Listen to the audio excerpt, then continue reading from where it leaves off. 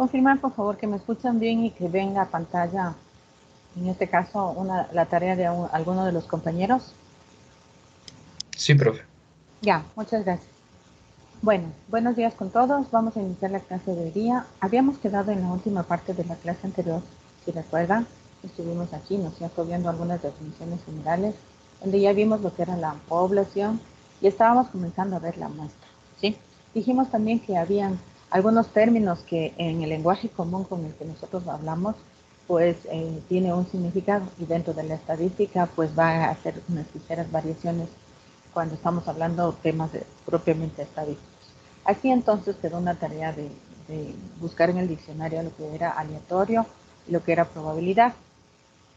Yo abrí aquí de una de las tareas de las que ya han subido y entonces encontré esta de un compañero. Y William Alvarado dice aquí, ¿no? Y vamos a, ya está ampliado. Entonces le voy a pedir a Ana Belén Campo Verde que nos ayude leyendo la definición de probabilidad. Probabilidad es un proceso aleatorio, razón entre un número de casos favorables y el número de casos posibles. ¿Ya? Eso es lo que ha encontrado el compañero. Aquí lo que haría falta es que pongamos la referencia, o sea, donde. Si buscamos en internet debe haber una URL del lugar donde buscamos. Siempre que se haga una consulta, se tiene que poner la referencia, ¿no?, de dónde se consultó. ¿Sí? Por favor, eso no se olviden en todos los casos, porque si no, aquí ¿qué estaríamos diciendo? Que eso que está escrito ahí es propiedad de William y no, o sea, son definiciones propias con sus propias palabras de William, y eso no es así. Esto fue consultado, porque así fue la idea, ¿no?, de que consultemos. No les dije, escriban lo que ustedes entienden que es probabilidad o lo que ustedes creen que es aleatorio. Si no, dicen consulten el diccionario, ¿sí? Entonces había que poner la referencia, siempre, ¿no? Ya, entonces el compañero ha encontrado esto, dice que es un proceso aleatorio. Entonces fíjense que para definir la probabilidad utiliza la palabra aleatorio, o sea, la otra que justo les mandé a consultar. Pero también nos dice que es una razón entre el número de casos favorables y el número de casos posibles. ¿Qué entenderíamos como razón? Brandon Oña, ¿qué entenderías tú como razón entre el número de casos favorables y el número de casos posibles? Buenos días. Bueno, sería una división. Una división. Muy bien, una división, una fracción. ¿Sí? Entonces, en el numerador, ¿qué va a ir? El número de casos favorables. Y en el denominador, ¿qué va? El número de casos posibles o total de casos posibles. Por ejemplo, lanzo yo un dado.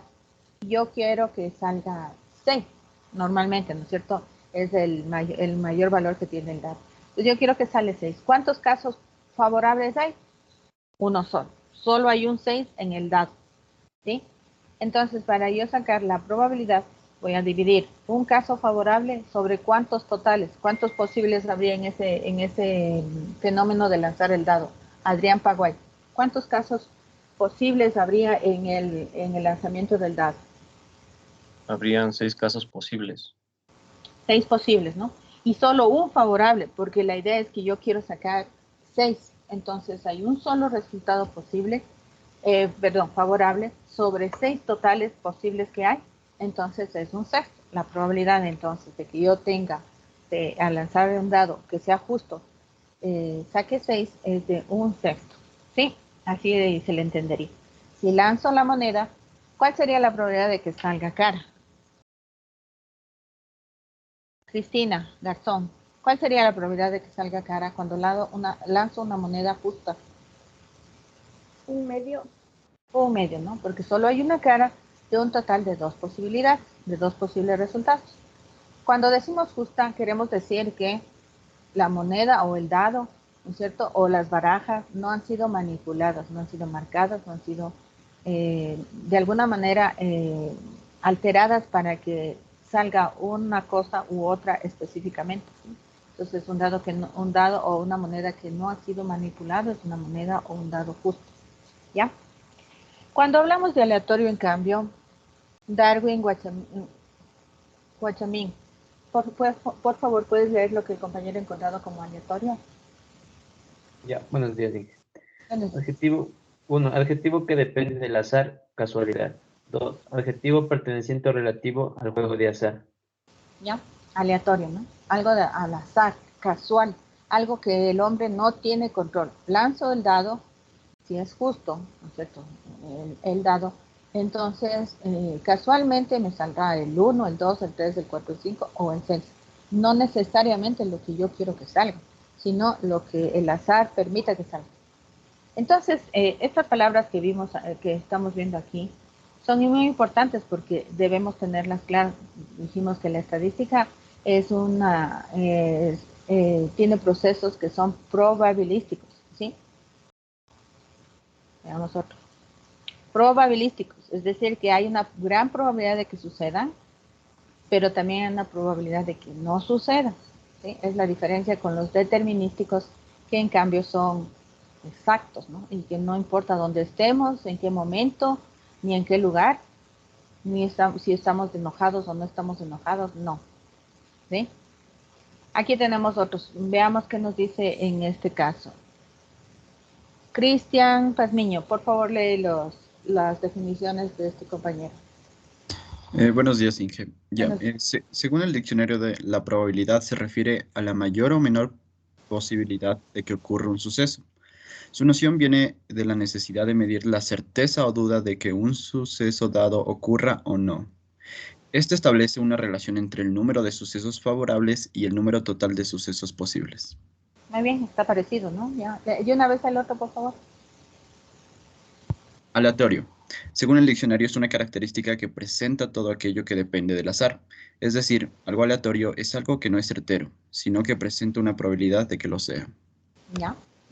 No hay una certeza, ¿no? Cuando decimos certeza, estamos asegurando que ese fenómeno va a ocurrir. Como por decir, ahora yo puedo decir con 100% de certeza, o sea, puedo afirmar que va a llover.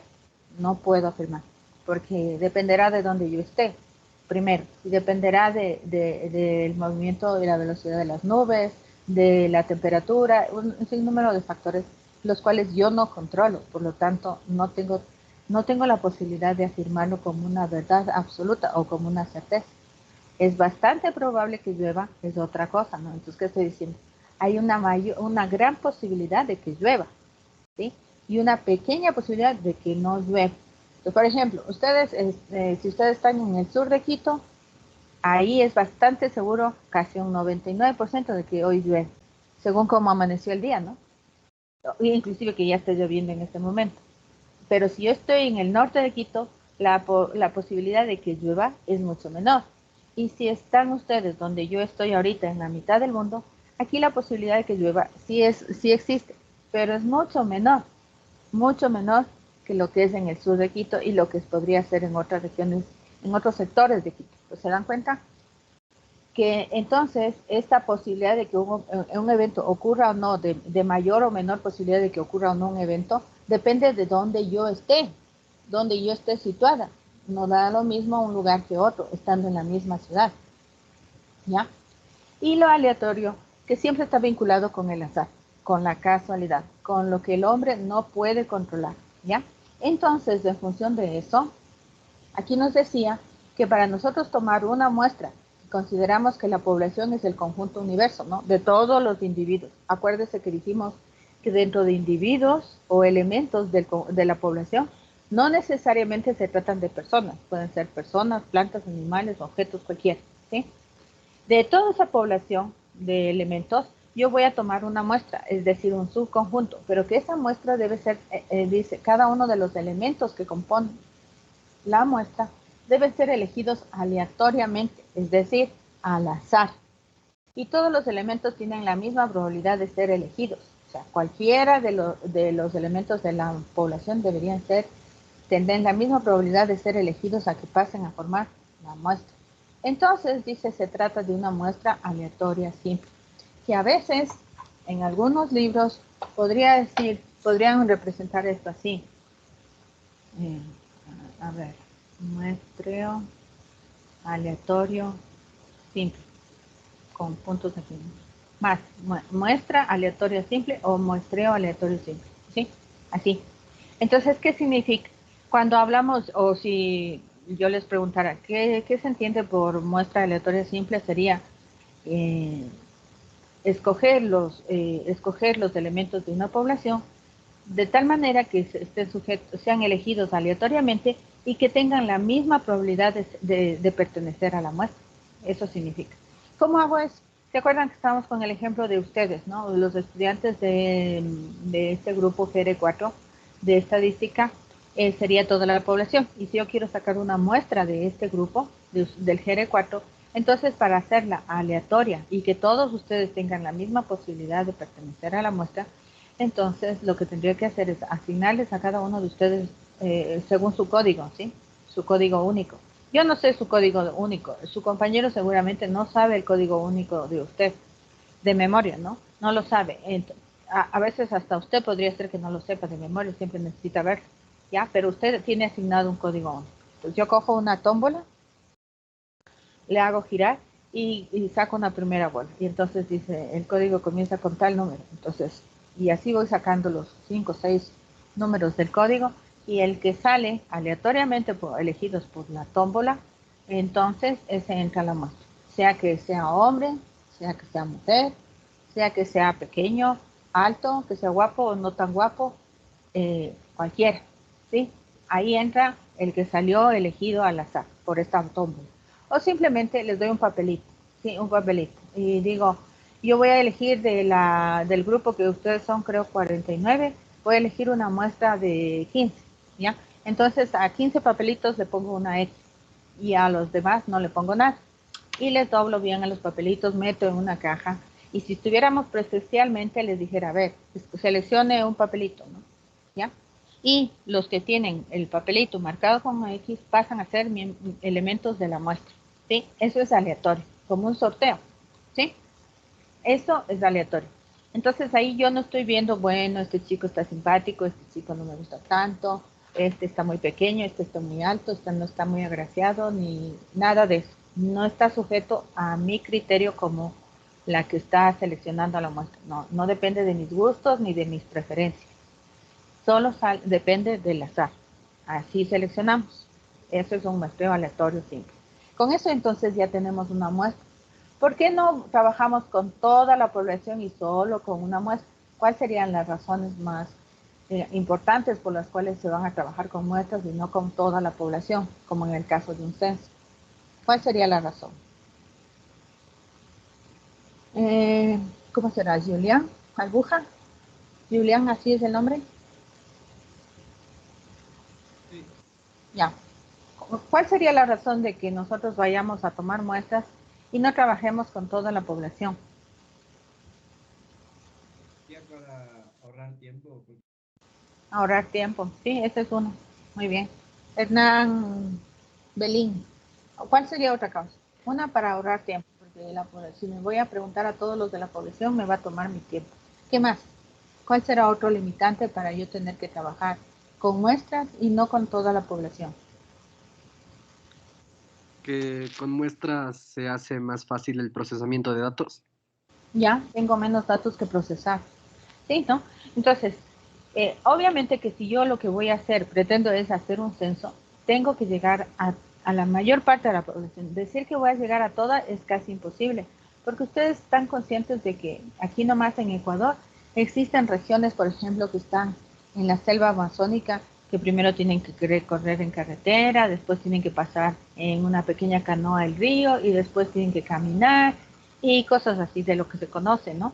Entonces, es imposible que los encuestadores del censo lleguen a todos y cada uno de los ecuatorianos en todo el territorio ecuatoriano. Es difícil. Siempre habrán unos cuantos que ni siquiera se conoce que existen en una X región, ¿sí? Entonces, es imposible. Pero se asume que más del 99% de la población está siendo entrevistada en este censo para recopilar la información. Pero estos censos se hacen cada 4 o 5 años porque son costosos, toman su tiempo, hay que entrenar a la gente, hay que hacer bien los formularios, hay que enseñar a que llenen bien los formularios, ¿no es cierto? Y que la persona que va a la encuesta tiene que ser el que llene el formulario, porque si le damos a cada persona a donde visitamos para que llene, pues podría equivocarse, podría entender de otra forma. Entonces hay que hacer un acompañamiento de todo el procedimiento. Tiene que ser bien entrenadas las personas que van a ir, los papeles las encuestas que se hacen con todas las preguntas tienen que estar muy bien formuladas, se tienen que imprimir, se tienen que luego procesar. Hay una infinidad de datos que se tienen que procesar. Acuérdense que decía recopilar, organizar, presentar, para luego pasar al análisis y la interpretación. Entonces, si yo hago cada vez para cualquier estudio, recopilo la información de toda la población, sería sumamente largo el procedimiento, costoso porque necesitaría mucha gente para que vayan a hacer las encuestas. Necesito gente que les capacite, necesito imprimir muchos de esos formularios y luego tengo muchos datos que organizar y que procesar. Entonces me toma mucho tiempo. Eso implica dinero, porque tengo que pagar, ¿no?, a los encuestadores, a los capacitadores, el papel que se imprime, tengo que pagar todo eso. Entonces implica recursos económicos altos. Por esa razón, se justifica que en todos los estudios o en la mayoría de estudios siempre se trabaje con muestras. Y estas muestras, una de las formas más acostumbradas, no la única, es el muestreo aleatorio simple. En la clase anterior ya alguien dijo, podríamos clasificar por edades, dijo, por ejemplo, de 18 a 20, de 20 a 22, dijo una compañera. Otro compañero dijo, podemos separar en hombres y mujeres. Entonces ahí es otro tipo de muestreo, ¿no? Separo en hombres y mujeres y luego de los hombres tomo una muestra aleatoria simple y de las mujeres también y todos ellos forman mi muestra. Entonces ahí ya estoy haciendo un proceso adicional, separando o sectorizando, ¿no?, por género o por edad, de 18 a 20, de 20 a 22. Los separo y luego les tomo muestras de cada una de ellas. Entonces hay muchos otros tipos de muestreo o técnicas de muestreo, pero la más simple y la que, entre comillas, simple, ¿no?, y la que generalmente más se utiliza es esta del muestreo aleatorio simple, que es donde está sujeto el azar para seleccionar a los miembros de la muestra, a los elementos de la muestra. ¿Ya? ¿Alguna pregunta sobre el muestreo aleatorio simple, por favor? Y que yo tengo una pregunta. Dime. ¿Y cuándo se habla de una muestra representativa? Una muestra representativa. Tiene que ser una muestra, o sea, ahí esto significa que debo seleccionar un tamaño de muestra adecuado. Ni tan pequeño para ahorrarme mucho trabajo, ni tan grande para no cargar el trabajo, ¿no? Entonces, no existe una única forma o una única fórmula para calcular el tamaño de la muestra más adecuado. Dependerá del tipo de variable que voy a trabajar, dependerá de los objetivos de estudio y del nivel de confianza con el que yo pretendo hacer el análisis, ¿no? Ya luego veremos que generalmente este nivel de confianza deberá ser 90%, 95%, 99%, dependiendo del tipo de estudio que voy a hacer.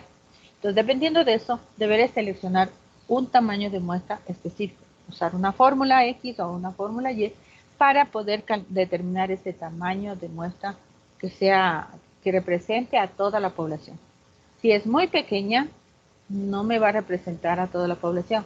Si es demasiado grande, me va a resultar costoso desde el punto de vista económico, porque necesito más dinero para todo lo que se necesita trabajar, ¿ya?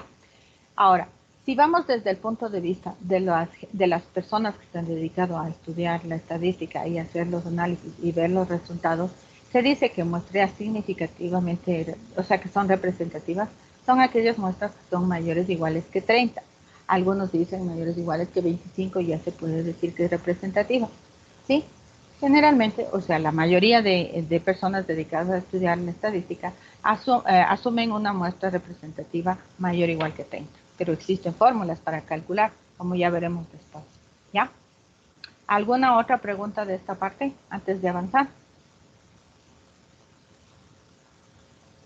Ingeniera, Dime. buenos días. ¿Cuál Bueno, sería el muestreo probabilístico? probabilístico. O sea, todos los muestreos tienen que ser probabilísticos, todos. O sea, toda muestra tiene que ser tomada de forma aleatoria. ¿Y qué significa? Que todos los individuos de la muestra tienen que tener la misma probabilidad de ser elegidos, probabilístico. Entonces significa que, como les dije, como un sorteo, ¿no? No estoy fijándome en el gusto, interés de la persona que selecciona la muestra. No es lo que yo quisiera, lo que a mí me parecería, que este entre y este no entre. No es la subjetividad, sino es la objetividad a través del azar. Ese es probabilístico. Si yo, en cambio, por ejemplo, como suelen hacer, ¿se acuerdan que cuando hay las campañas políticas, van a preguntar por quién va a votar? Pero claro, si yo voy a, por decir algo, antes que se conocía que la sede, por ejemplo, de Alianza País era en la Siris, ¿no es cierto?, ahí frente a la tribuna. Entonces, si yo me voy a ese sector, sabiendo que están en campaña política, y me voy a preguntar, ¿por quién usted votaría? ¿Qué voy a conseguir? Que la mayor parte de la gente a la que yo pregunte, obviamente me va a decir que va a votar por el candidato de ese sector político. ¿Por qué? Porque estoy cerca de la sede. Sí, estoy cerca de la sede. Entonces ahí no estoy tomando una muestra donde todos los individuos tienen la probabilidad de ser elegidos. Estoy haciendo un sesgo.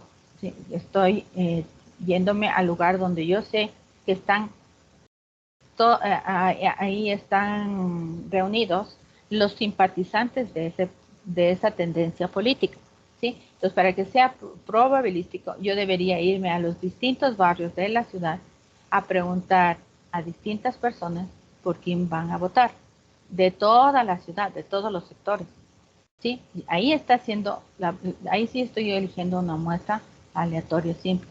Pero si yo me voy a un solo sector, pues ya estoy sesgando mi muestra, ¿no? Igual, si solo decido ir a los centros comerciales y ahí me voy a todos los centros comerciales de Quito en la puerta a preguntar por quién va a votar, pues obviamente estoy preguntando a un nivel económico medio alto, no necesariamente al nivel económico bajo, ¿sí? Porque más a un centro comercial van los que tienen nivel económico medio y alto, en su mayoría, no quiero decir que no vayan los otros, pero en su mayoría. Entonces estoy sesgando la muestra.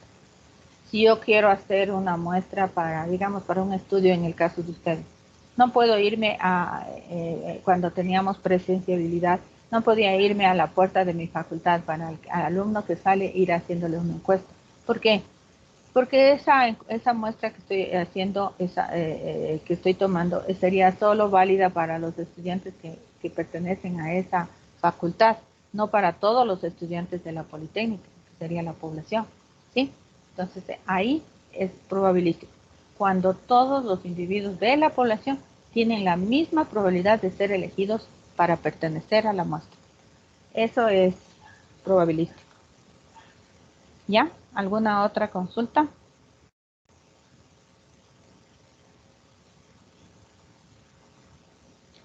Ya. Seguimos. Individuo. En los individuos, cada uno de los elementos que forman parte de la población. Todos los que están acá en la población, cada uno de ellos es un individuo. Entonces puede ser una persona, puede ser una planta, si voy a estudiar o a observar el crecimiento de una determinada especie de planta, ¿no es cierto? O puede ser una especie de animal. O pueden ser objetos como dije, las pintas de sangre, ¿no es cierto? O pueden ser un artículo que se produce en una fábrica, ¿sí? Al cual le voy a ver si cumplen la norma o no cumplen.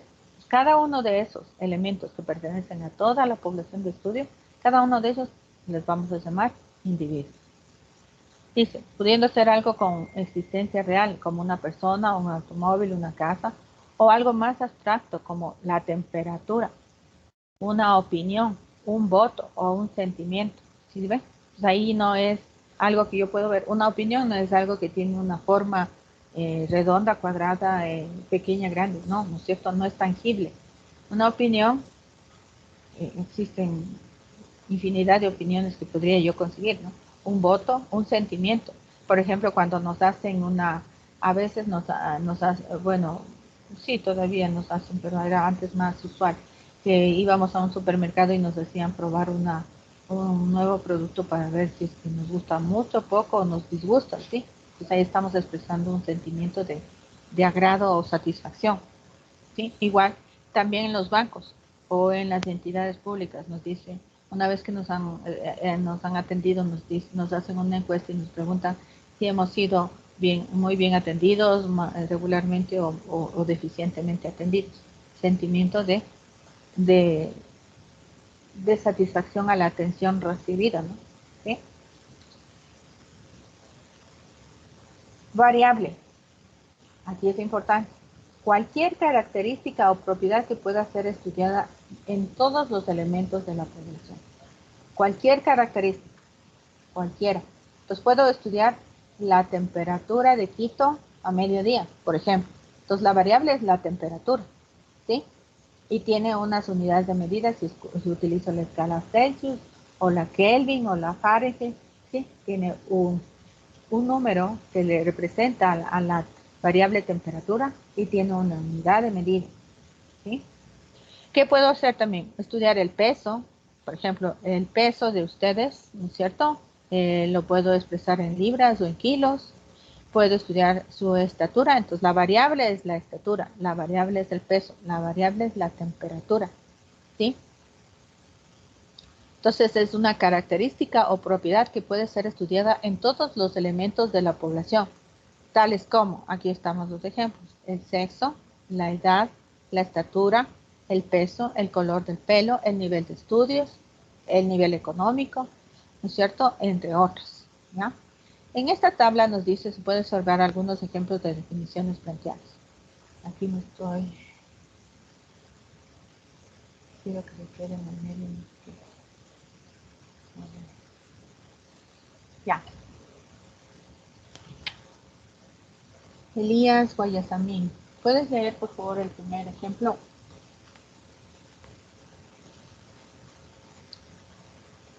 Elías es, ¿no? Sí. ¿No está? Galo López. Galo.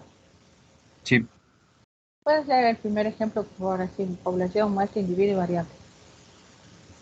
Jane.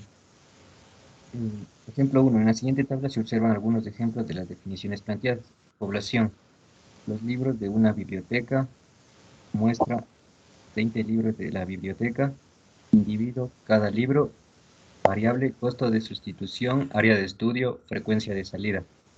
Ya, muy bien, gracias. Sí, entonces ahí está un primer ejemplo. Todos los libros de la biblioteca. ¿Cuál biblioteca? Deberé especificar, ¿no? De mi biblioteca personal, de la biblioteca de la facultad, de la biblioteca de la politécnica o de cualquier otra. De esta decido yo tomar una muestra de 20 libros. ¿Sí? Esa es la decisión, por alguna razón. Algo debe sustentar de que solo voy a tomar 20 libros y no 30 o no 100. ¿Sí? Cada libro que yo tome va a ser el individuo que pertenece a la muestra y que también pertenece a la población. ¿Qué variables puedo utilizar, puedo estudiar en ese caso? El costo de sustitución, o sea, ¿qué pasa? ¿Cuánto me costaría sustituir ese libro si una vez que lo presto no me lo devuelve? Debo saber, ¿sí? Pues tengo esa variable. El área de estudio, tengo libros de física, de cálculo, de estadística, de historia, de geografía, etcétera, ¿no? Área de estudio. La otra variable es la frecuencia de salida. Entonces, hay libros que salen con mucha frecuencia porque todo el mundo necesita consultar y otros que en cambio casi nunca los piden o nunca los piden porque ni siquiera saben que existen, ¿sí? Entonces, la frecuencia de salida tendrá un número, ¿no? Que representa que mientras más alto es más frecuente y mientras más bajo, menos frecuente, ¿ya? Entonces esas son las variables para esta población de estudio, los libros de una biblioteca. Siguiente ejemplo. ¿Quién más está? Cristian Agila. Sí, buen ejemplo. Buenos días. ¿Y qué ejemplo estaba? Perdón, estaba un poco distraído. Persona, estamos viendo este cuadrito que está en la pantalla, el ejemplo 2, en segunda fila de la tabla. ¿La muestra? Ah, perdón, personas mayores de 18 años. ¿Ya? Personas mayores de 18 años, 2.000 personas usadas en el estudio. Individuo, cada persona pertenece a la población adulta, variable, estatura, peso. ¿Ya? ¿Sí? Claro que aquí hace falta especificar, cuando dice personas mayores de 18 años, ¿de dónde? ¿De Quito, de Ecuador, del mundo? Depende, ¿no? Entonces, eso siempre es necesario especificar. O podríamos pensar personas mayores de 18 años del barrio tal o de la ciudad tal, etc. De todos ellos, sea, de los mayores de edad, voy a tomar una muestra de 2.000 personas. Y esas 2.000 han sido seleccionadas aleatoriamente del total de personas mayores de edad.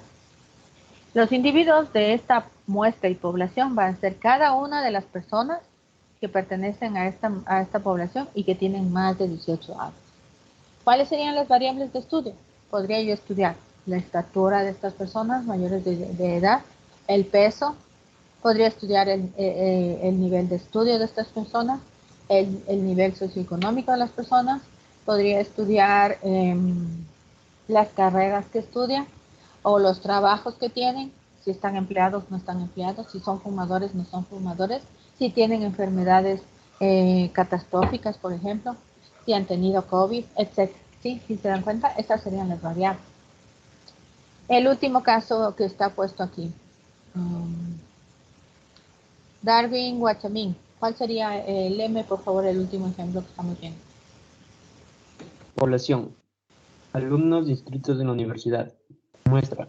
3.000 estudiantes usados en el estudio. Individuo. Cada estudiante. Variable. Promedio, número de créditos y facultad. ¿Ya? ¿Sí? Igual, aquí debería especificarse qué universidad, ¿no? Si es la Politécnica, es otra universidad, para más o menos saber si esos 3.000 estudiantes es una muestra significativa, porque dependerá, no es lo mismo tener 3.000 estudiantes de la Politécnica, que de la Católica, que de la Salesiana, que de la ESPOL, si estamos hablando de universidades de Ecuador, ¿no? De todos ellos toman 3.000 estudiantes al azar, y de cada uno de estos estudiantes es el individuo que pertenece a la muestra y a la población, y que ha sido seleccionado aleatoriamente, ¿sí? Y la variable que puedo estudiar de estos alumnos, el promedio de ellos, cuál es el promedio de notas que ellos tienen en el momento antes de iniciar, o el promedio de ellos una vez aprobado el primer semestre que comienzan a cursar, el número de créditos en el que se han matriculado. Puedo también ver la facultad a la que se pertenece. Puedo preguntar también el lugar de origen, por decir, dónde nacieron, ¿no es cierto? En Quito, en Guayaquil, en Ambato, en Cuenca, en Ibarra. Eso también es una variable, el lugar de nacimiento, ¿no? Puedo también preguntar de estos estudiantes en qué tipo de colegio estudiaron la secundaria, particular, público, municipal, etcétera, ¿sí?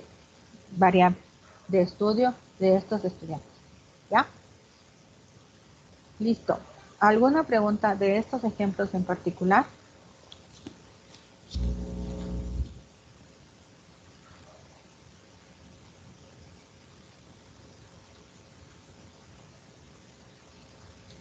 Ya, entonces seguimos. Variables y atributos. Ya acá definimos la variable, ¿no?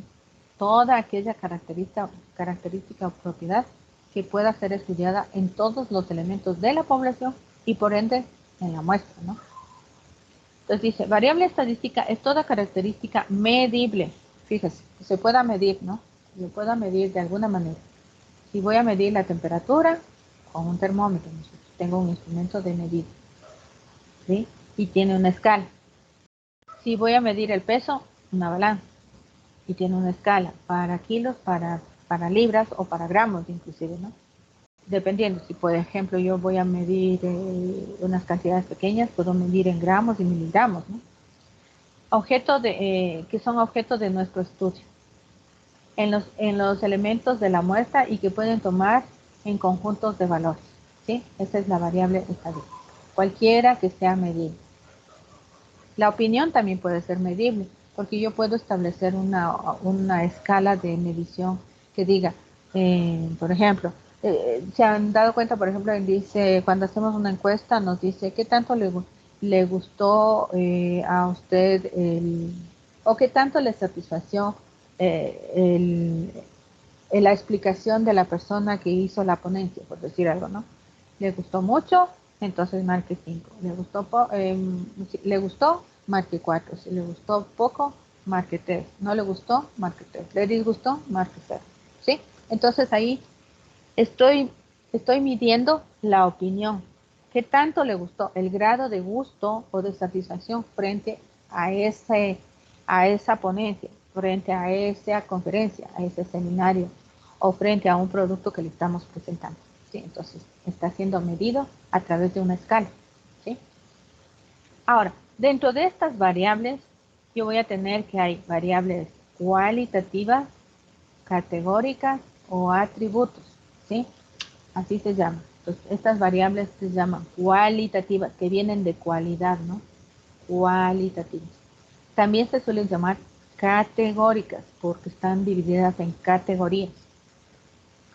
O también se llaman atributos. Cualquiera de los tres nombres es como que fuera sinónimo, ¿ya? Son aquellas variables que no pueden ser descritas numéricamente. Por ejemplo, el color del cabello.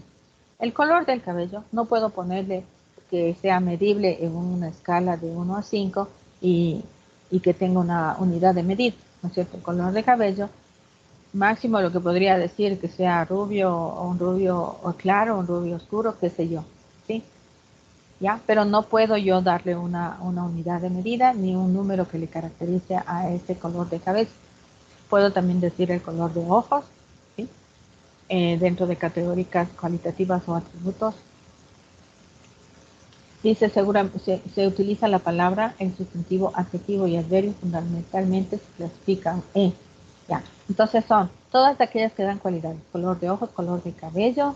Puede ser también... ¿Cuál otra se les ocurre? A ver, alguien. Hernán. Otra variable cualitativa, categórica o atributo.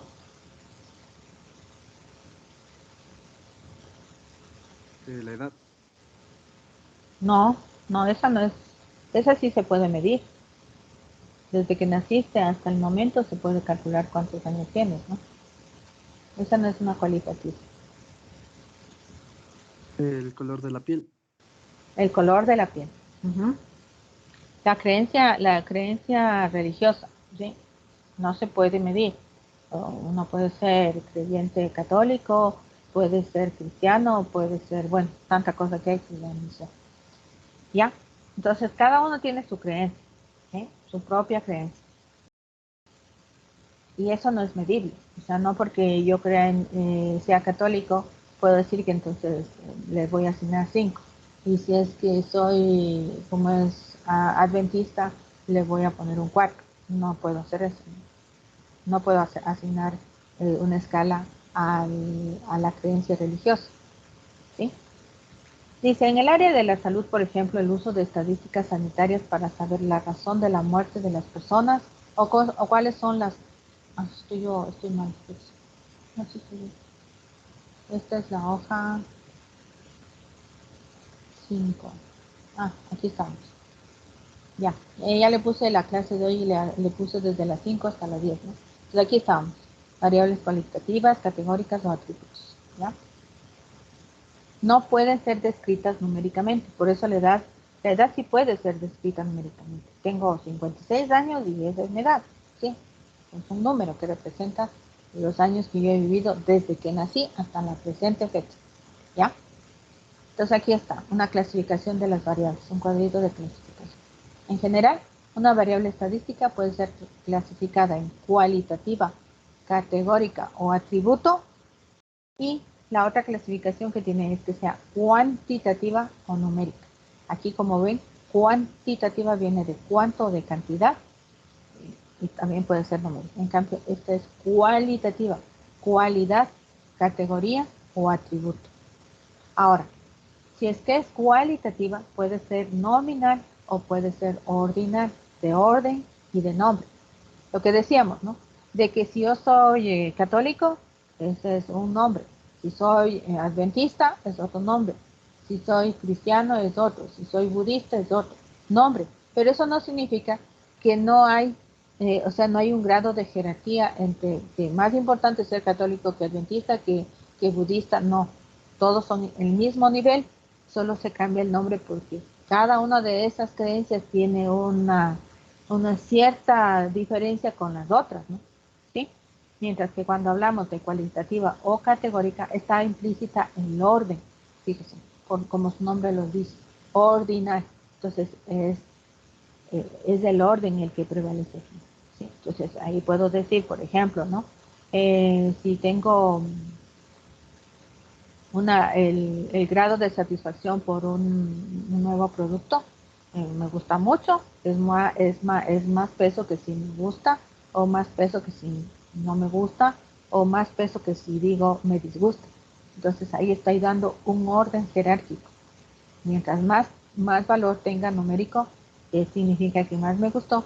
Mientras menos valor numérico tenga, significa que menos me gustó o que me disgustó, ¿no?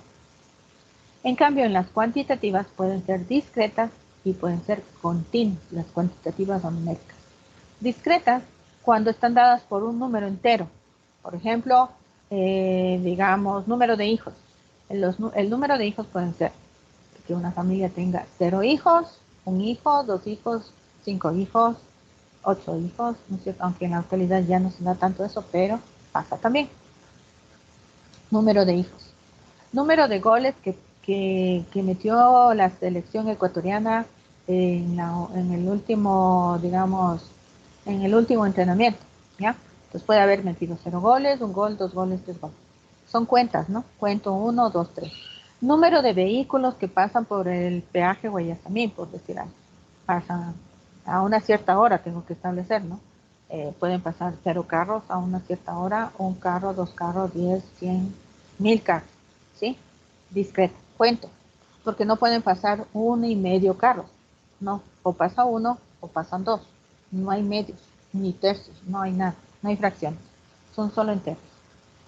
Mientras que la cuantitativa o numérica, pero continua, es así, establece parte entera y parte fraccionaria.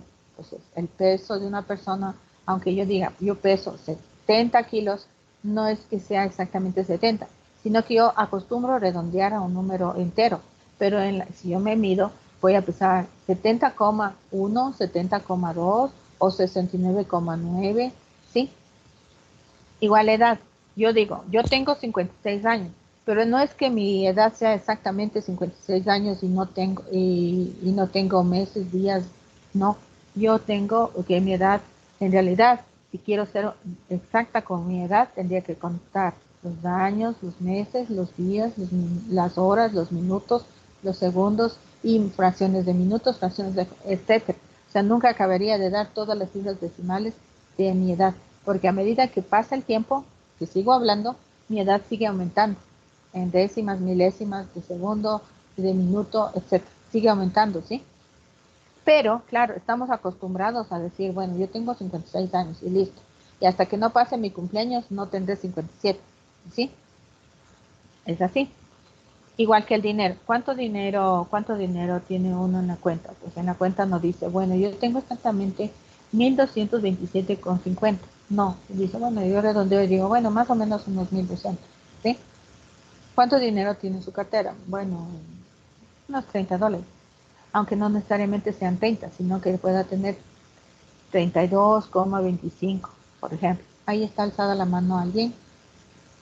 Sí, Inge, disculpe, entonces la edad es una variable continua. Continua, claro. Es continua porque se puede dar con fracción de tiempo, ¿no? Ya, listo, gracias. Sí. ¿No? ¿Alguien más puede darme ejemplos de variable continua? ¿Cuál otra sería? Ya dije la edad, el peso, la estatura, ¿no es cierto? ¿Qué más? ¿Otro ejemplo de continua? Jaime.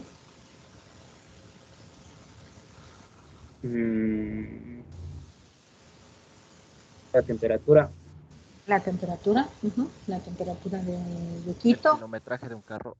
El kilometraje de un carro, ¿no es cierto? Claro, si nosotros podemos decir, bueno, este carro tiene, qué sé yo, 25,000 kilómetros recorridos y quiero venderle, ¿no? Pero no es que tenga exactamente 25,000, ¿sí? Va a tener con alguna cifra decimal adicional, pero le redondeo, ¿no? ¿Sí? Le redondeo porque me interesa venderlo, entonces no puedo darlo. No se acostumbra a darlo con decimales a kilometraje. Ya. Otra vez, a ver, aquí está alguien alzando la mano. Jonathan, ya. Jonathan, ¿eras tú el que hablaste antes o quieres hablar? Ya. Aquí alzo a alguien más. Michael, dime. podría ser la distancia de la Tierra al Sol. Sí, puede ser la distancia, porque no va a ser un valor entero, ¿no? No va a ser que hay, qué sé yo, 5 millones de kilómetros y listo. No, no necesariamente. Dependerá de en qué parte estamos, en qué mes del año, en qué momento, ¿no? Algunas veces se hace un poco más extenso, en otros menos extenso esa distancia, y no necesariamente es un valor entero, ¿ya? Listo. Entonces, dentro de estas que son cualitativas, acuérdense, cualidades o categorías o atributos, hay las nominales y las ordinales. Cuando hablamos de ordinales, como su mismo nombre lo indica, sugieren una ordenación o son susceptibles a ser ordenadas, ¿no? Por ejemplo, el grado militar, ¿sí? Sabemos que hay grados que va primero de mayor importancia, ¿no? Mayor peso, mayor, digamos, implica que ha habido mayor recorrido en esa carrera militar, ¿sí? Entonces, tiene posiciones desde más arriba hasta más abajo. Los que recién ingresan, ¿sí? Van subiendo categorías hasta llegar al valor más alto. El nivel de estudios, pues puedo tener solamente educación básica, puedo tener bachillerato, puedo ser tercer nivel de estudios, o sea, acabé el pregrado, puedo tener posgrado como maestría y puedo tener un postdoctorado, ¿sí? Entonces, niveles de estudio. Grado de satisfacción, me gustó mucho, me gustó, no me gustó, me disgustó, ¿sí? La atención recibida, me gustó el servicio que me dieron, me gustó el producto que probé, ¿sí? Entre otros. Esas son ordinales. Mientras que las nominales son de nombre. Ahí no hay jerarquización, no hay orden. Si solo admiten una mera ordenación alfabética, por decir algo, para presentar en orden alfabético, aunque no es obligatorio que sea ordenado alfabéticamente, ¿no? Pero no establece orden por su naturaleza. Por ejemplo, el color de pelo, el sexo, el estado civil. Si estoy casado, claro que estoy más fregado, pero no significa que tiene más peso o menos peso, ¿sí? Estoy casado, estoy soltero, estoy divorciado, estoy en unión libre. Eso es un estado civil y no tiene un orden jerárquico. No es más importante ni menos importante estar soltero que casado, ¿sí? Entonces son nominales y son características de la persona. Si ustedes ven, por ejemplo, en una encuesta, generalmente a uno le preguntan el sexo, ¿no es cierto? Si femenino, masculino, si el estado civil. Entonces esas son variables cualitativas o categóricas nominales. Y entonces las otras que tenemos que comprender bien la diferencia entre unas y otras son las variables cuantitativas. Pero su nombre mismo lo está diciendo. Cuantitativa viene de cantidad y están expresadas por números, por eso se llaman también numéricas. Son las que pueden ser descritas por medio de números. Entonces, ¿qué tenemos? La temperatura, edad, peso, cantidad de dinero que tengo en el banco, el sueldo que me pagan si es que trabajo, puedo decir la estatura que tengo, puedo también dentro de las cuantitativas estar la medida del colesterol en la sangre que tengo en este momento, la cantidad de azúcar en la sangre, ¿no es cierto? Que me va a definir si tengo o no diabetes, etc. Todo eso, ¿ya? Y en esta vimos que las dos clasificaciones importantes para estas cuantitativas son las discretas y las continuas. Las discretas, aquellas que se pueden asociar a un número entero, es decir, aquellas que por su naturaleza no admiten un fraccionamiento de la unidad. Por ejemplo, número de hermanos, páginas de un libro. Entonces, un libro tiene 100 páginas, o tiene 101, o tiene 99. No tiene 100,5 páginas, ¿sí? Número de páginas. Número de vehículos que pasan por un peaje a una determinada hora. Número de facturas de venta en un almacén, ¿sí? Número de artículos producidos en una planta. Número de animales en un criadero. Número de plantas sembradas en un terreno, etcétera, ¿no? Mientras que las cuantitativas continuas son aquellas que por su naturaleza admiten entre dos valores cualesquiera de la variable puede tomar valor intermedio. Por ejemplo, peso, ¿sí? Yo peso 50,8 kilos. Tengo una altura de 160,2 centímetros. El tiempo, ¿no es cierto? El tiempo de instalación de un programa dice 1 minuto con 58 segundos, por ejemplo. ¿Ya? Entonces tengo en parte entera y parte fraccional o decimal. Ahí son cuantitativas. Para observar los ejemplos, para algunos ejemplos se puede revisar el siguiente enlace. Entonces ahí ustedes en el resumen original le pueden hacer clic en variables y se van a ver más ejemplos, ¿no? Si ustedes necesitan eso. Ahora dice, el valor 0 de la variable cualitativa representa ausencia del atributo. Entonces, por ejemplo, en lo que decíamos, ¿no? Le gustó mucho 5, le gustó 4, le disgustó 3, le disgustó mucho 2, no le disgustó 1. Entonces, o podría, perdón, bajar las escalas para que cuando diga 0, al decir 0 significa que ni le gustó ni le disgustó. O sea, no hay ausencia del atributo, no hay ninguno, no hay ni a favor ni en contra del atributo que está medido, el sabor del nuevo producto, la atención que recibió, el servicio que está recibiendo de internet, de telefonía, etcétera, ¿sí? Entonces, el valor 0 representa la ausencia del atributo, no se está considerando ni a favor ni en contra de ese atributo, ¿ya? Pero también es importante aquí considerar qué se entiende por valor atípico. ¿Ya? Valor atípico. Michael, por favor, ¿puedes leer lo que dice valor atípico?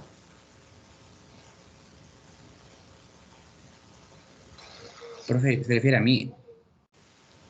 ¿Cómo se lee tu nombre? Michael. Ah, ya, profe, ya le leo. Ya. Desde un valor atípico. Un valor atípico es una observación extrañamente grande o pequeña.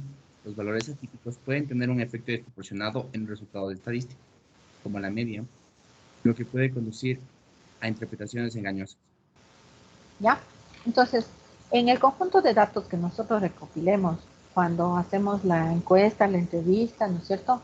O la observación, pueden presentarse valores que son sumamente grandes, o sea, la medida de ese atributo o de esa variable es muy grande o muy pequeña comparada con el resto. Entonces, ahí yo tenía un ejemplo que decía, no me acuerdo, pero había, por ejemplo, digamos, niños de la escuela, del jardín de infantes. Tenía aquí un niño, acá tenía otro niño, y le ve, este otro vuelve a ser así, este otro se hace más grande, tiene mayor estatura. Resulta que acá tengo uno súper grande. Entonces, yo voy tomando la medida de este, voy midiendo a cada uno de ellos. Entonces, entre estos de aquí, se parecen. Pero resulta que este es sumamente grande comparado con este, por ejemplo. O con este. Aunque ya al comparar este con este, resulta que ya no se ve tanta diferencia. Pero si comparo este con los otros tres, ya veo que está sumamente más alto. ¿Sí? Entonces, este sería un dato atípico. Algo inusual, que no ocurre siempre, pero sí ocurre, no ocurre siempre, pero sí ocurre. Sí podemos ver a veces, si observamos un poco, que teniendo un conjunto de niños de más o menos la misma edad, resulta que muchos de ellos se parecen en estatura, pero siempre hay uno que mucho más alto o mucho más pequeño que los demás, ¿sí? Entonces, o son muy grandes o muy pequeños respecto al conjunto de todos los demás. Ese sería un dato atípico, ¿sí? La temperatura de Quito, por decir algo. Yo voy a medir la temperatura de Quito en una semana de lunes a domingo, a las 12 del día. Entonces, podrá pasar que un día en Quito yo vaya, no sé, lunes, martes, miércoles, jueves, viernes, sábado y domingo. Podrá pasar que el lunes esté a mediodía, a las 12, 18 grados, si es posible. Que otro día esté 19 grados, sí. Que llegue a 20, sí. Puede pasar que un día esté a 23, también. Puede pasar que de pronto un día esté en 14, sí. Al siguiente día que esté en 20, sí. Y que al siguiente día esté En 21 también. Entonces, yo veo, la mayoría está entre 18 y 23. Sin embargo, podría yo pensar que 14 es un dato muy bajo para una temperatura en Quito a mediodía. Es muy bajo respecto a los otros de esa misma semana. Y también podría pensar que 23 es un dato muy alto respecto a los otros que sucedieron. Entonces, este 23 y este 14 serían datos atípicos. Pero suceden, ¿no? Porque en Quito y en otras ciudades del mundo también, resulta que puede darse este tipo de fenómenos que suceden en la realidad. O sea, yo puedo tener unos días muy calurosos y de pronto un día que está frío. Sí sucede. O unos días que están más o menos moderados y de pronto se subió la temperatura muchísimo a mediodía. También pasa. Entonces, ¿cuándo considero dato atípico? Cuando el valor que tiene la variable, en este caso temperatura, es demasiado baja con respecto a los demás o demasiado alta con respecto a los demás. ¿Ya? Ese es un valor atípico o inusual. Algo que no se espera que suceda, ¿no? Preguntas respecto al valor atípico. Es una definición importante que debo tener en la mente siempre. ¿No? Ya. Entonces, acabamos la primera parte que son las definiciones básicas, ¿no?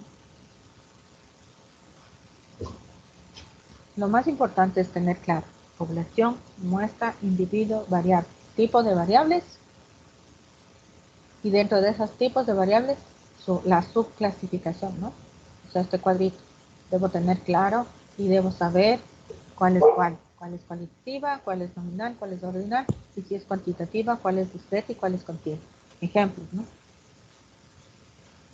Y también los valores de que siempre va a haber el valor cero. Entonces, por ejemplo, si es que yo digo, estoy midiendo la temperatura en grados centígrados, ¿será que puedo tener el valor de 0 en grados centígrados?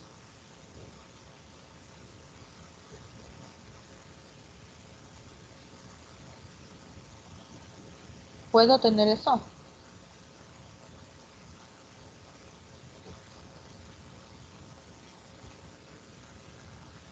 Ivette, podría tener yo 0 grados centígrados, o sea, 0 grados si es que mido en una escala de temperatura Celsius.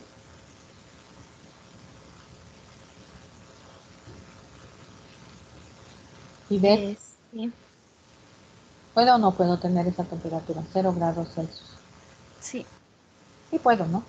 Podría ser que si yo decido medir la temperatura en Quito, que si yo a las 3 de la mañana, a las 2 de la mañana en un día, en unos meses de invierno, podría ser que sí llegue a ser. Pero si utilizo la escala Kelvin, llegar a 0 es algo que no va a suceder. Si se dan cuenta, ¿no?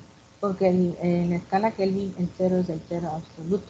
Y que dice, se asume que es de la ausencia del atributo, de que no existe. En este caso la temperatura es un intercambio de energía, ¿no? Que nos da un valor numérico de sensación de calor o de ausencia de calor, ¿no? Ya, entonces eso es importante tomar en cuenta. Nos corresponde entonces pasar ahora a lo que se conoce como el análisis de datos, la segunda parte de este capítulo. Esta parte se va a extender bastante, no es tan corta como la primera. Dice, dentro de lo que es la estadística descriptiva, es decir, aquella parte de la estadística que nos va a dar las características del fenómeno de estudio, de lo que estamos estudiando e investigando, entonces se tienen 3 formas generales para presentar un conjunto de datos. Y estas son en forma de datos individuales, o sea, así tal como se toman. Por ejemplo, si yo mido la temperatura de ustedes, digamos que estamos en el aula, y que a la entrada al aula les voy a tomar la temperatura como toman en el supermercado cuando vamos. A la entrada nos están tomando la temperatura, ¿no es cierto? Y anoto las temperaturas en una hoja. Entonces yo tendría datos de cada uno de ustedes. Estudiante 1, tal temperatura, 2, tal, 3, datos individuales, ¿ya? Uno por uno. Puede ser que estén ordenados o no ordenados, pero son individuales, cada uno. También puedo presentar los datos en forma de datos agrupados. Entonces los puedo ordenar y voy a decir, bueno, tomé la temperatura y el número de estudiantes que tenían temperatura entre 36 y 36,5 fueron 5. Entre 36,5 y 37 fueron 2. Entre tanto y tanto, tantos. ¿Sí? Entonces puedo ordenar, agruparlos por intervalos. Y también dice que podemos nosotros presentar los datos mediante representaciones gráficas. Entonces, agrupamos por datos individuales, presentamos los datos por datos individuales o por datos agrupados o por gráficas, representaciones gráficas. Entonces, comenzamos. Los datos individuales. Cuando los datos se presentan explícitamente como una lista de valores, uno a continuación del otro, ¿ya? Agrupados cuando los datos están presentados mediante tablas, como en una tabla de frecuencias, que ya vamos a ver. Y la otra serían las representaciones gráficas, cuando un conjunto de datos se presentan gráficamente mediante un histograma, un diagrama de barras, uno de pastel, un diagrama de puntos, entre otros, ¿no? Que ya vamos a ver los distintos tipos de gráficas y vamos a ver, a aprender también que no todas las gráficas son para todas las variables, ¿sí? Hay algunas gráficas que son específicas para cualitativas, otras para cuantitativas discretas y otras para cuantitativas continuas, ¿sí? Para que sean más fáciles de entender. Entonces, sabiendo que hay estas tres formas de presentar los datos, comenzamos con la primera, ¿sí? Tablas de frecuencia. ¿Qué entendemos por frecuencias? Aquí veo solo unos nombres, dice que estamos 48 aquí, pero yo solo veo unos nombres de ustedes. Ya, ¿qué entendemos por frecuencia? ¿Alguien me puede decir?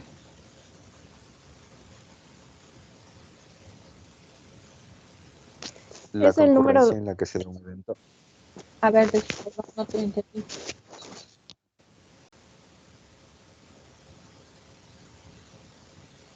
Otra vez. La concurrencia que se da un evento. La concurrencia. De una cierta característica, ¿no? Algo dice. Estaba tratando de sacar su lista para poder llamar. No sé si lo logré. Está pequeño. Veré uno, ¿no? No. Perdón. Ya, sí, la concurrencia de alguna, o sea, ¿cuántas veces se repite un mismo valor? Por decir, tomamos la temperatura y vemos que 10 personas han tenido una temperatura de 36,8, 10.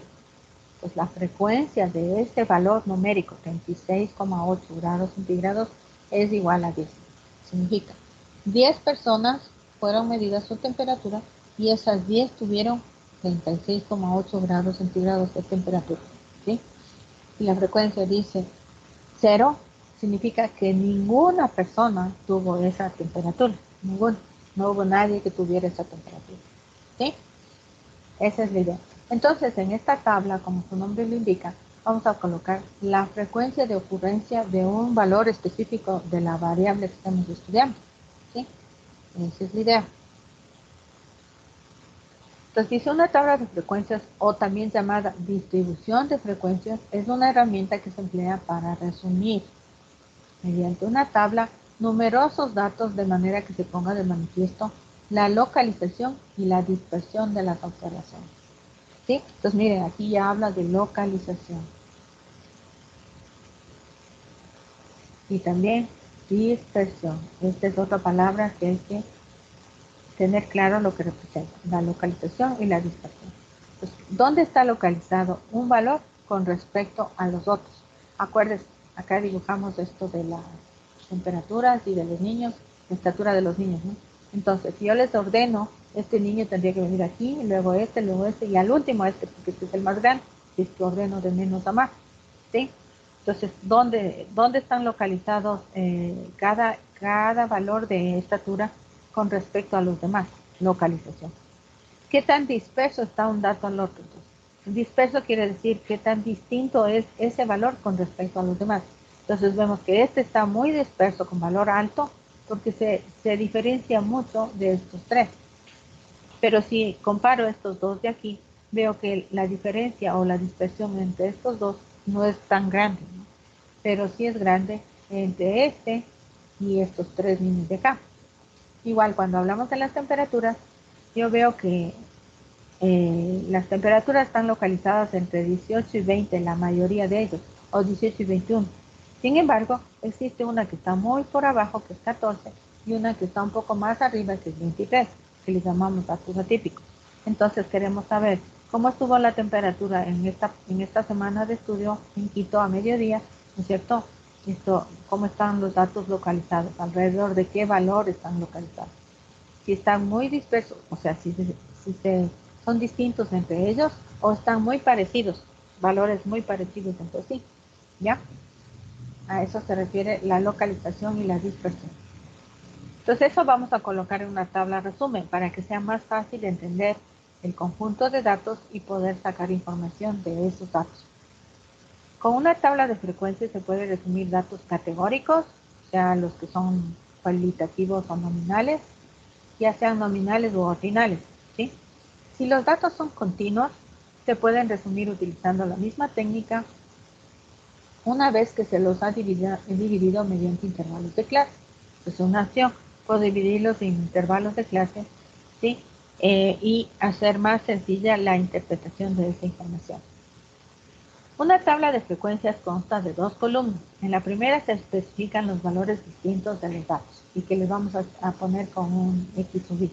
Entonces, X sub I es la forma de representar o denotar los distintos valores que toman la variable. Llámese la variable temperatura, peso, qué sé yo, miligramos de presión, el de la presión arterial, etc. Sea lo que sea, ¿no? Y le vamos a hacer de forma ascendente, es decir, de menos a más, ¿sí? Los valores pequeños primero y los más grandes al último. En esa primera columna. En la segunda columna, la frecuencia absoluta con la que aparecieron dichos valores. ¿Cuántas veces, no es cierto, dijimos, cuántas personas tuvieron 36,8 grados centígrados cuando se les midió? Del total que entraron, ¿cuántas tuvieron ese valor? Frecuencia absoluta. ¿Ya? Y a esa frecuencia absoluta, miren, le vamos a representar con la letra F sub I. Frecuencia absoluta de la medida iésima, ¿no? Entonces, si tengo X1, sería el primer valor de la variable X. Entonces, ese valor tendrá una frecuencia F1, la frecuencia del valor 1. F2, la frecuencia de X2, del valor 2. F3, la frecuencia absoluta del valor 3, que tomó la variable. A partir de la frecuencia absoluta, suelen construirse otras estadísticas, como las dos son obligatorias, el valor de la variable asignado por XY y la frecuencia absoluta asignado por F sub I. Esas son dos columnas que necesariamente, obligatoriamente tienen que construirse en una tabla de frecuencia. Pero también puedo añadir otras columnas adicionales que pueden ser muy útiles para otros cálculos que más adelante vamos a tener que hacer. Entonces aparece la frecuencia relativa. Si la absoluta era F sub I, la relativa es F sub E. Se denota así, ¿no? F sub E. Entonces nosotros utilizaremos esta nomenclatura para representar XY, el valor de un dato, de una variable. F sub I, la frecuencia absoluta de ese valor. F sub R, la frecuencia relativa. ¿Y cómo sacamos esta frecuencia relativa? Dice, consiste simplemente en presentar la frecuencia absoluta en términos porcentuales, o sea, expresada como porcentaje, considerando como el 100% el tamaño de la muestra N. Entonces, si yo tengo una muestra de tamaño 20, entonces lo que hago es acá hacer una regla de 3. Tantos tengo, por decir, 8 personas tuvieron 26,5, observé 20 personas, entonces 20 personas es el 100%. 8 personas que tienen 26,5, ¿cuánto será? Y le expreso la frecuencia relativa como porcentaje. O como fracción, un valor entre 0 y 1, sin multiplicar por 100, ¿no? La frecuencia absoluta acumulada. Pues la frecuencia absoluta acumulada la vamos a representar con la F mayúscula y que consiste en ir realizando una suma acumulada de las frecuencias absolutas a través de las categorías, ya sea en forma ascendente o descendente. Y de una forma similar se puede construir también la frecuencia relativa acumulada. Aquí faltaría una S sub I así, una S mayúscula sub I. ¿Sí? Ya, vamos a ver el ejemplo para entender mejor, porque aquí parecería que no queda claro, ¿no? Entonces, este es el ejemplo que vamos a ver. Nos dice, supongamos que el número de hijos de una muestra de 20 familias es el siguiente. Esto se fue de casa en casa, nos citó en 20 casas. Se fue preguntando, o se golpeó en la puerta, disculpe, ¿cuántos hijos tiene esta familia? Entonces dijeron 2 hijos, un hijo, ¿sí? Si contamos aquí, tenemos 10 datos arriba, 10 datos abajo, 20 datos. 20 datos de las 20 familias que se preguntó, ¿ya? Como pueden ver, como son número de hijos, en este caso X, la variable X representa el número de hijos. Número de hijos en una muestra de 20 familias. Siempre se debe especificar una muestra de 20 familias. Entonces, ¿qué puedo sacar aquí de información? Que n es igual a 20, el tamaño de la muestra, ¿sí? Y que x es una variable cuantitativa discreta, porque no puedo tener 1,5 hijos, aunque esté embarazada, ¿no?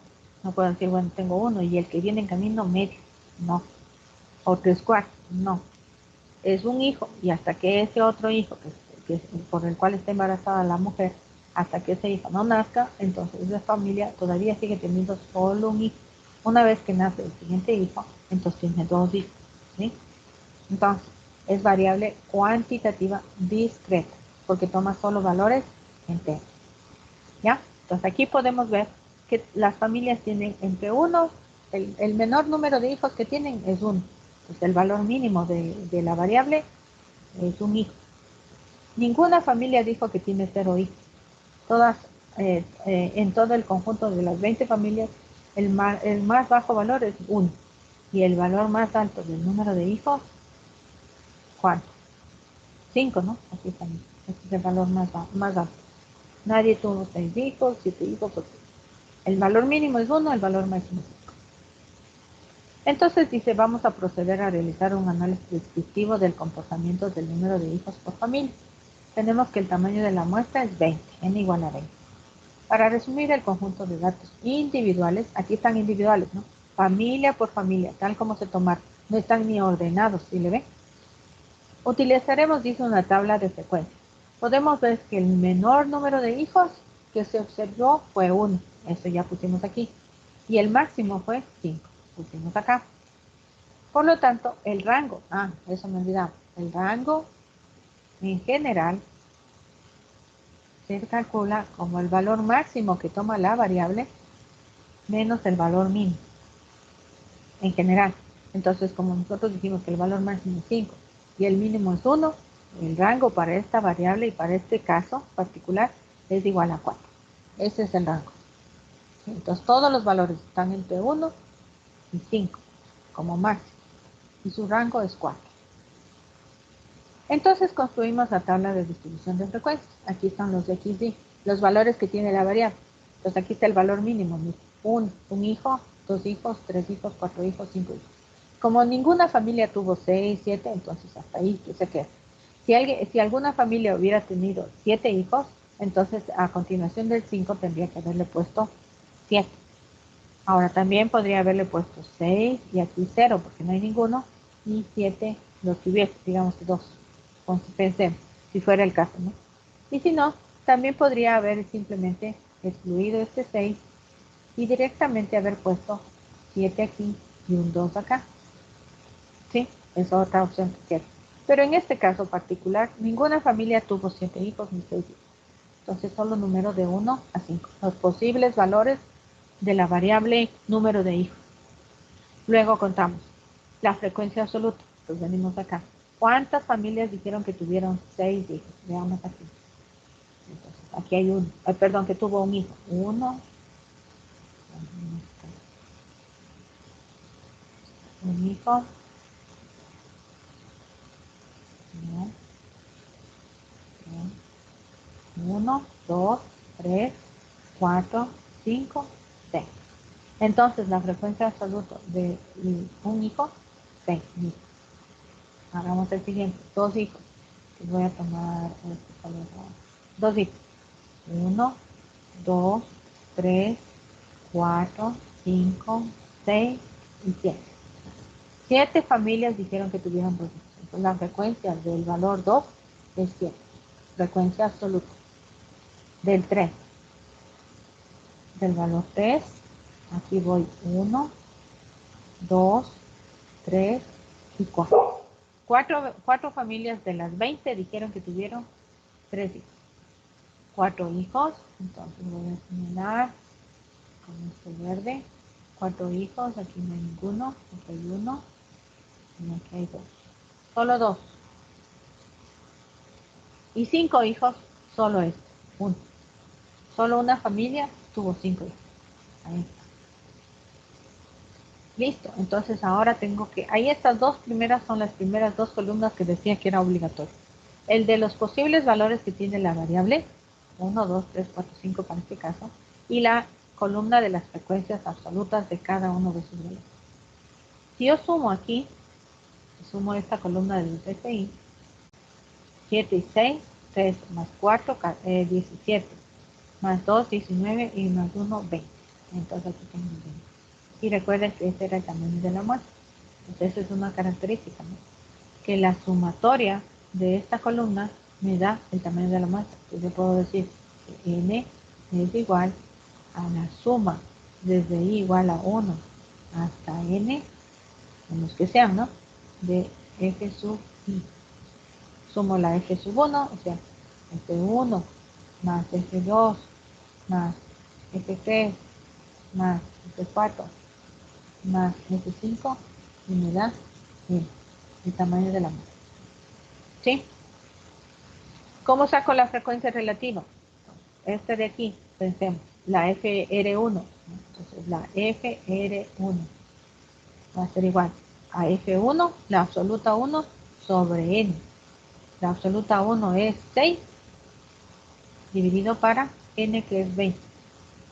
6 para 20 me da 0,30. Entonces pueden comprobar. La R2, la relativa 2, va a ser F2 sobre N. Entonces, F2 es 7 dividido para 20. Hago la división y me sale 35, 0,35. Aquí está como fracción. Si eso le multiplicara por 100, entonces aquí diría 30%, 35%, 20%, 10% y 5%. Entonces puedo presentarla como porcentaje o como fracción. Si es que yo sumo esta columna de la frecuencia relativa, 0,30 más 35, 0,65, 0,85, 0,95, 1. Entonces aquí tiene que salir la suma de eso, 1. Si están en porcentajes, la suma tiene que dar 100. ¿Ya? ¿Cómo hago entonces para hallar la frecuencia absoluta acumulada? Esta F mayúscula sub i, acumulada. Pues la primera es la misma que la F1. Entonces la F1 acumulada es la misma absoluta 1. Pero la F2 va a ser la F1 más la F2. F1 más la F2. Que en este caso sería 6 más 7, 13 mil. La F3, como dice acumulada, tengo que acumular F1 más F2 más F3. Entonces sumo esta más esta más esta.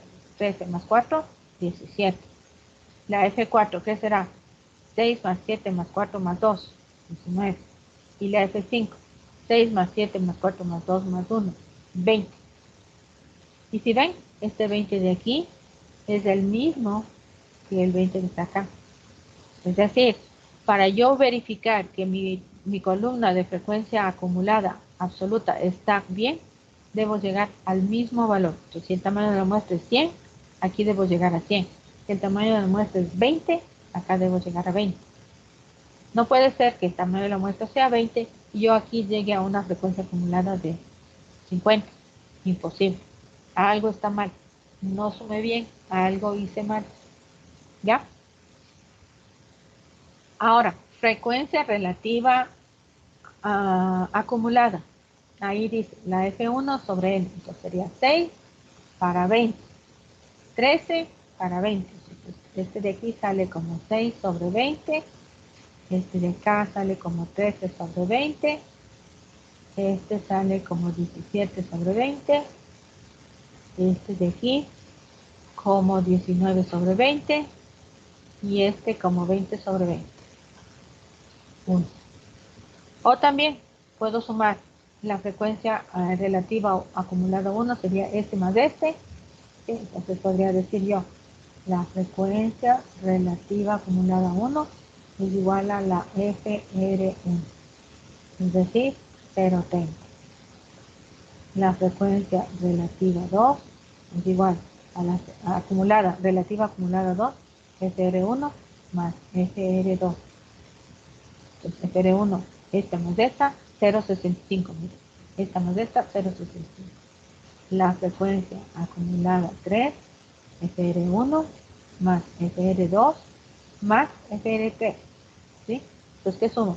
Este más este más este, 0,85. La cuarta, este más este más este más este, 0,95. Y la 5, todos estos, que me da 1.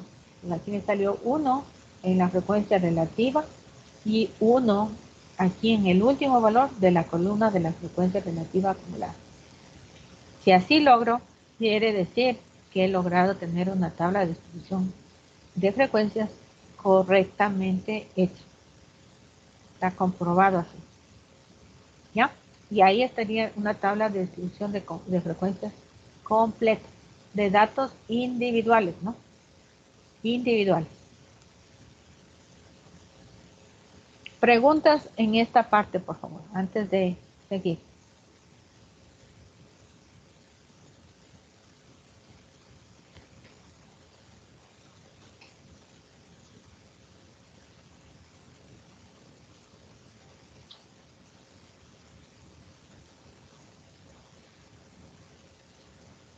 ¿De qué variables voy a hacer la tabla de distribución de frecuencias? Pues va a ser de las variables cuantitativas discretas, como en este caso, o también continuas, como ya vamos a ver. Pero estos son datos individuales, ¿no?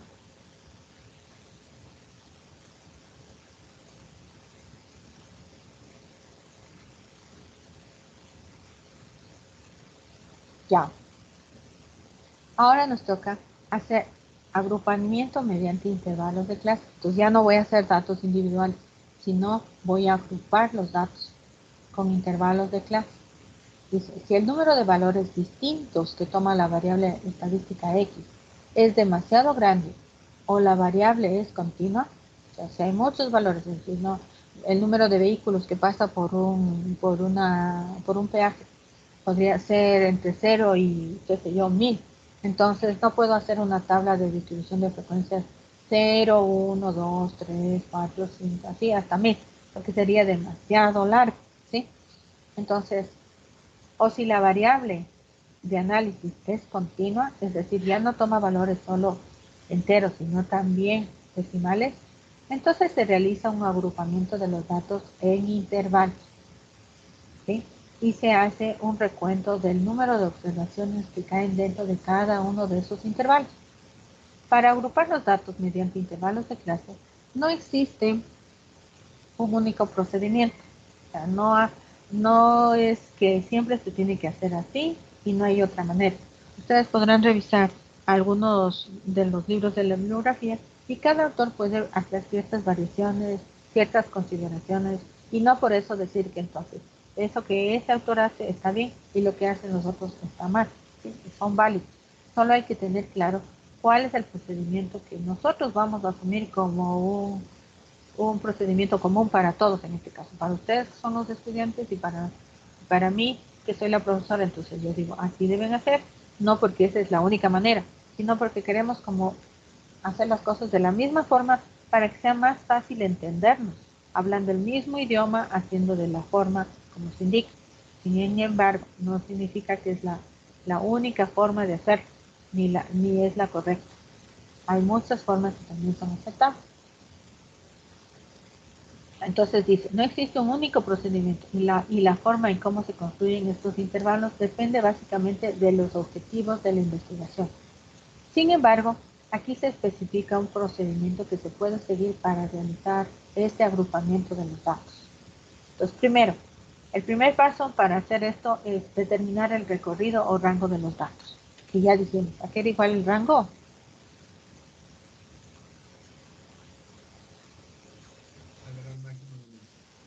Ya, el valor máximo que toma la variable menos el valor mínimo. Ese es el rango. Ese es el primer paso. ¿Sí?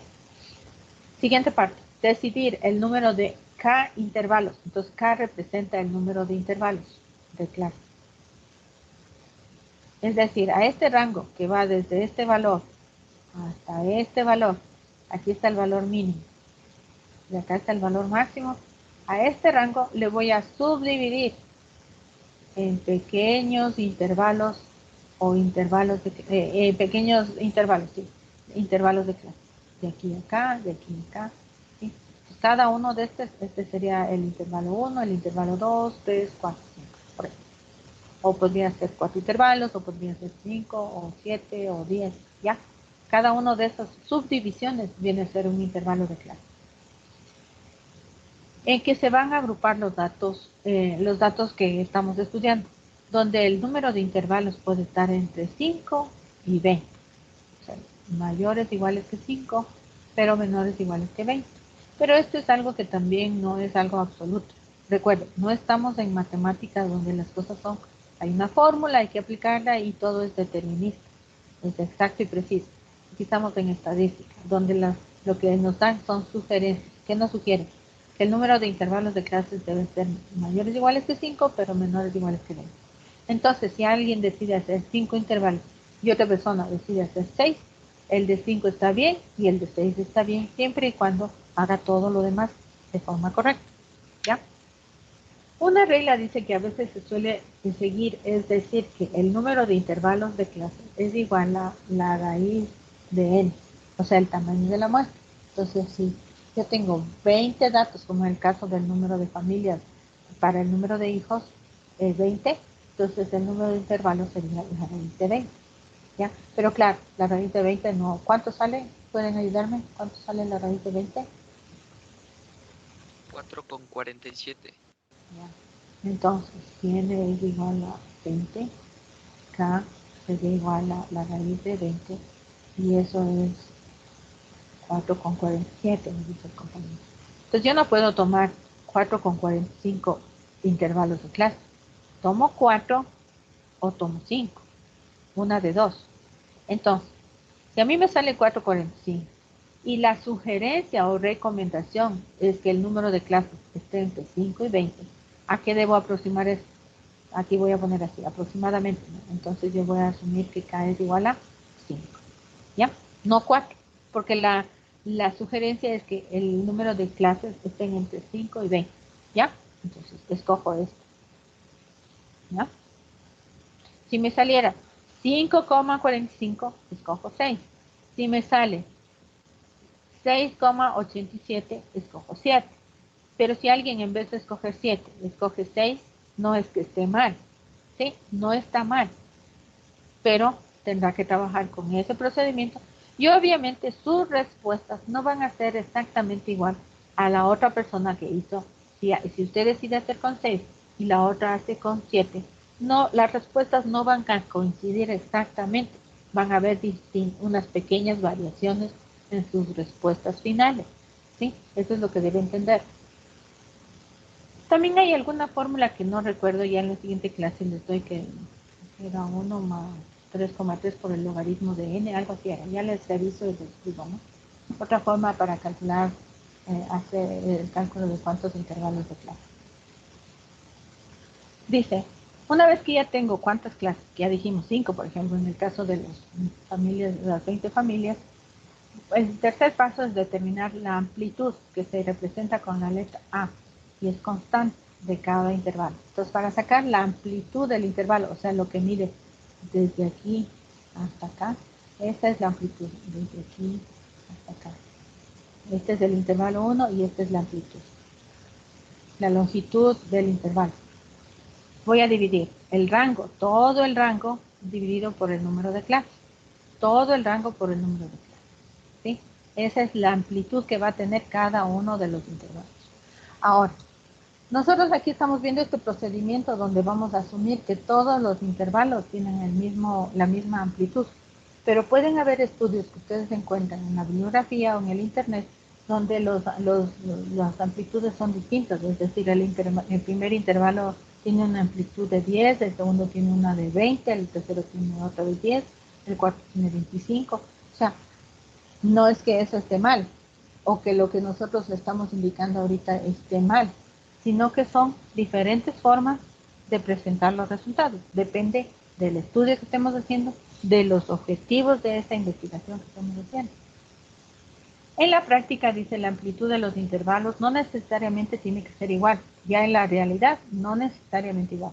Nosotros, como estamos aprendiendo a hacer este procedimiento, vamos a asumir que todos los intervalos de clase, los 5 que estamos diciendo aquí, por ejemplo, todos van a tener la misma amplitud, pero no es algo obligatorio. Si un intervalo de clase carece de datos, es decir, no hay ningún dato que esté dentro de ese intervalo, es recomendable reorganizar la amplitud de los intervalos de clase. Entonces, si hay un intervalo que dice 0, la frecuencia es 0, entonces tengo que hacer arreglos para que no haya ningún intervalo de clase con una frecuencia de 0. ¿Ya? Cuarto paso, determinar los extremos de los intervalos de clase.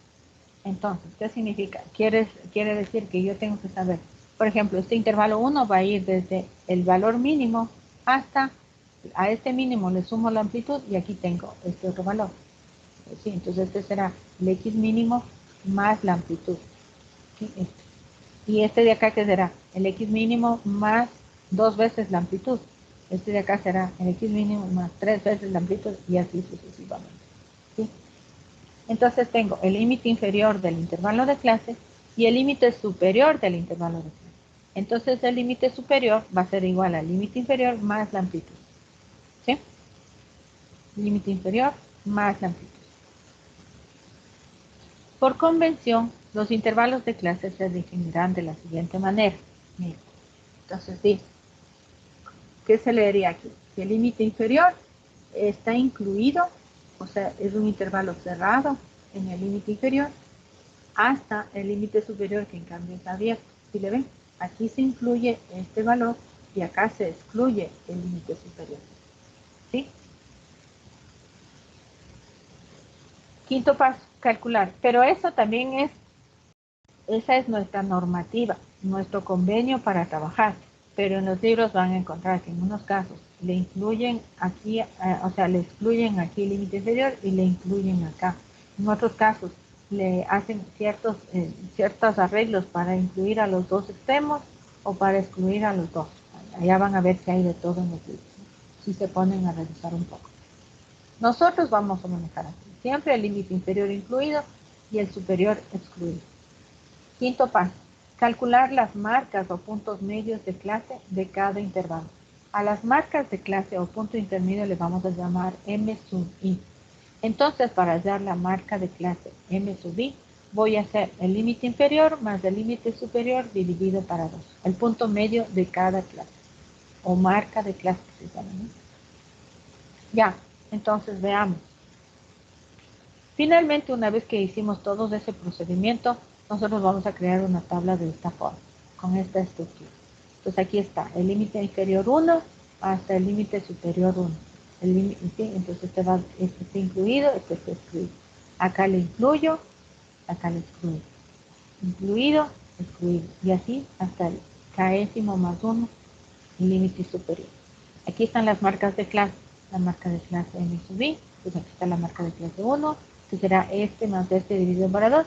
La marca de clase 2, este más este dividido para 2, y así las demás. La frecuencia absoluta. ¿Cuántos datos, de todos los datos que hemos recopilado, cuántos están entre este valor y este valor? 5. ¿Cuántos en este y este? 2. ¿Cuántos entre este y el otro? Ya anoto. ¿Cuántos se repiten? Luego, la relativa que ya dijimos, que era este valor dividido para el gran total. Si sumo aquí todos estos, me da n, perdón, me da n, ya. Sumando esta frecuencia absoluta, aquí el valor n, y esta relativa va a ser este F1 sobre este n. Y esta va a ser F2 sobre n, y así cada uno, ¿ya? Si sumo toda esta frecuencia, me da, esta columna me da 1, si es que está en fracción, o 100, si es que está en porcentaje. Aquí está la frecuencia absoluta acumulada, que ya dijimos que era, la primera es la misma, la segunda es esta más esta, la tercera es esta más esta más esta, y así. Y la relativa, que sería esta relativa la misma, la otra esta más esta, y luego así. ¿Sí? Que aquí, esta que llega aquí tiene que ser lo mismo que acá. Y el 1 que está aquí tiene que también ser acá 1. ¿Sí? Y ahí está completa la tabla igual que antes. Dice, de lo anterior podemos notar que las frecuencias absolutas que representamos como F sub I minúsculas. Entonces la frecuencia absoluta está entre 0 y el valor máximo que es n, ¿sí? El tamaño de la muestra. Y aquí está justamente lo que ya escribimos revés, que el tamaño de la muestra va a ser igual a la sumatoria. Desde igual a 1, yo creo que puse n en vez de k, ¿no? Hasta el número de clases. Entonces, si son 5 clases, hasta 5. Si son 7 clases, hasta 7. De la F1 más la F2 más la F3 hasta F sub 7, digamos. Si son 7 clases. La suma de eso me tiene que dar el tamaño de la muestra. Cuando tengo las frecuencias relativas, la relativa va a ser igual, la frecuencia relativa iésima va a ser igual a la frecuencia absoluta iésima sobre el tamaño de la muestra. La frecuencia relativa va a estar entre 0 y 1.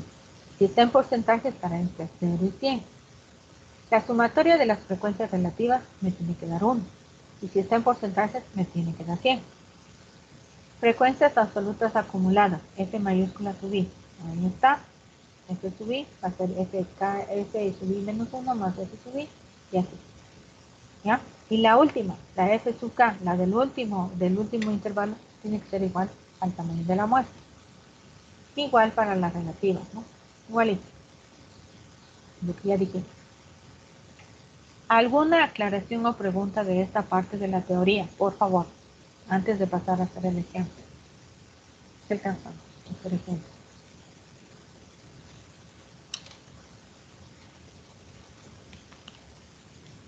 ¿Nada?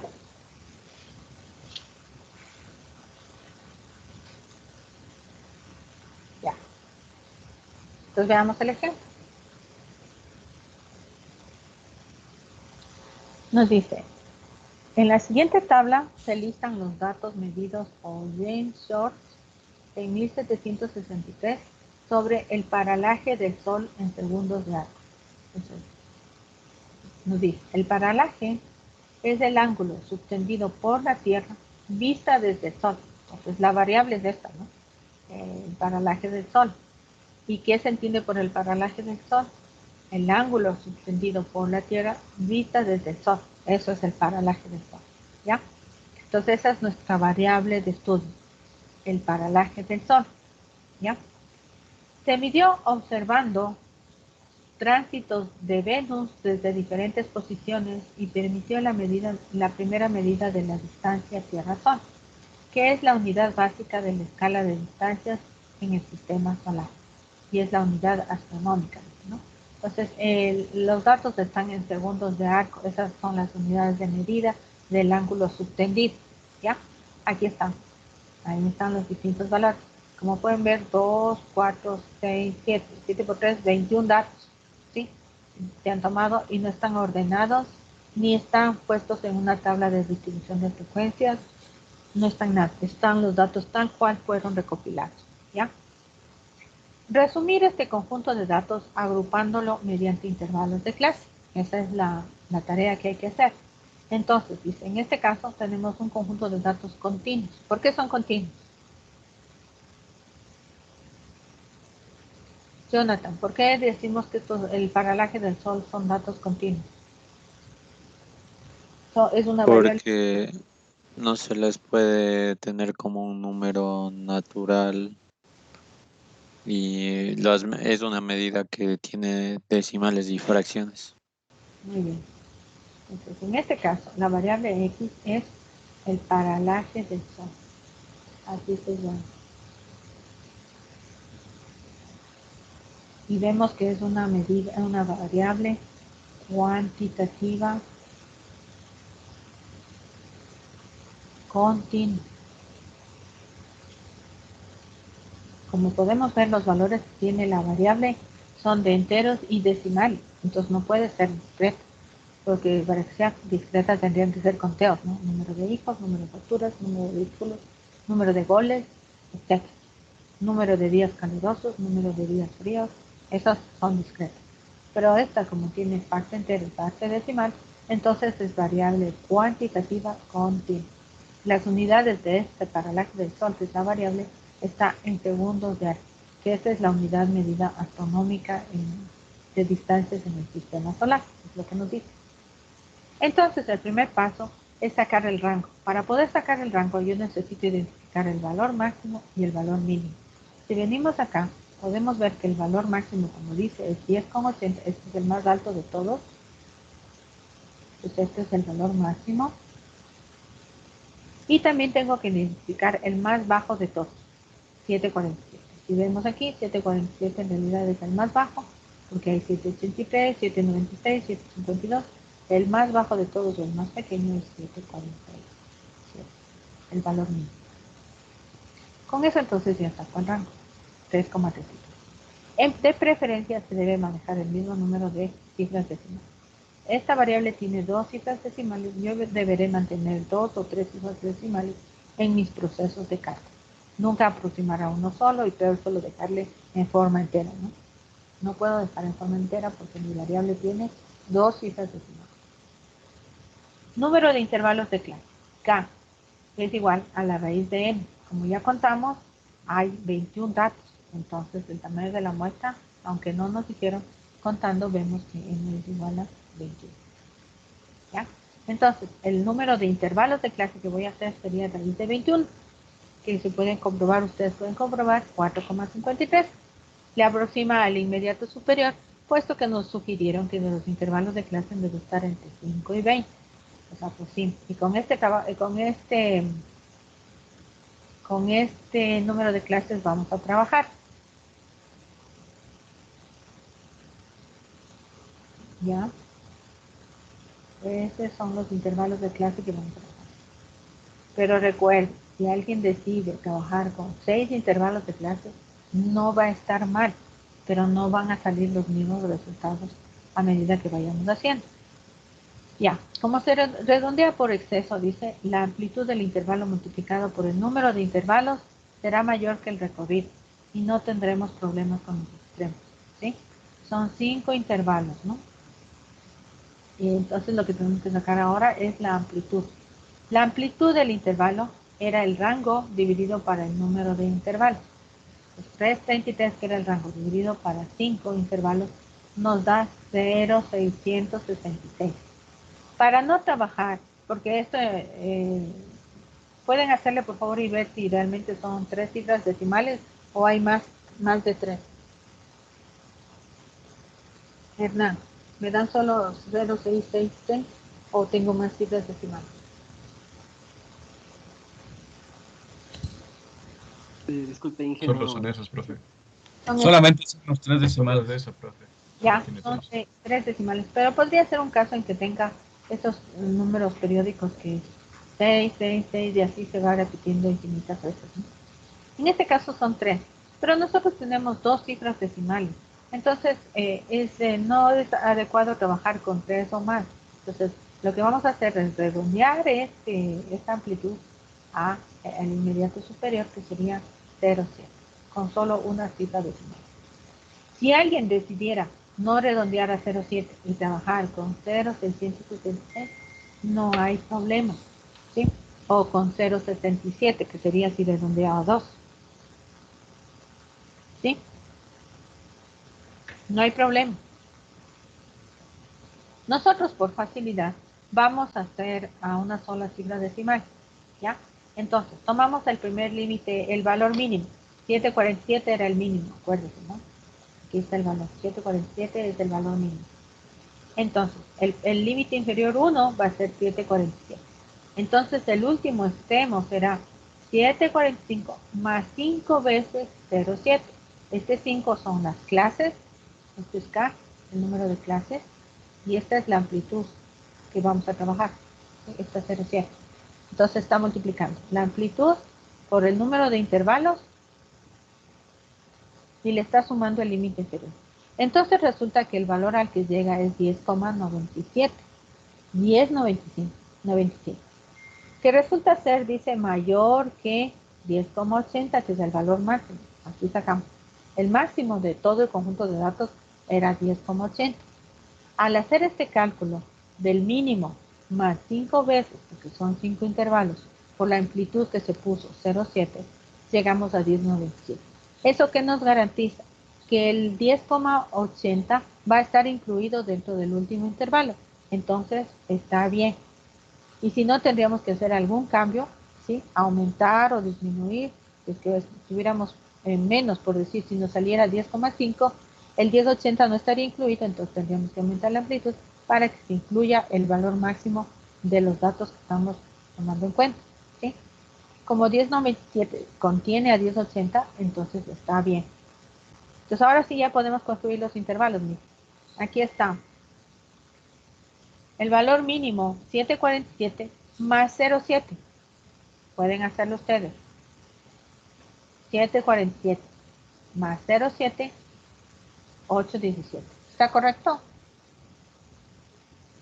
William, ¿está correcto?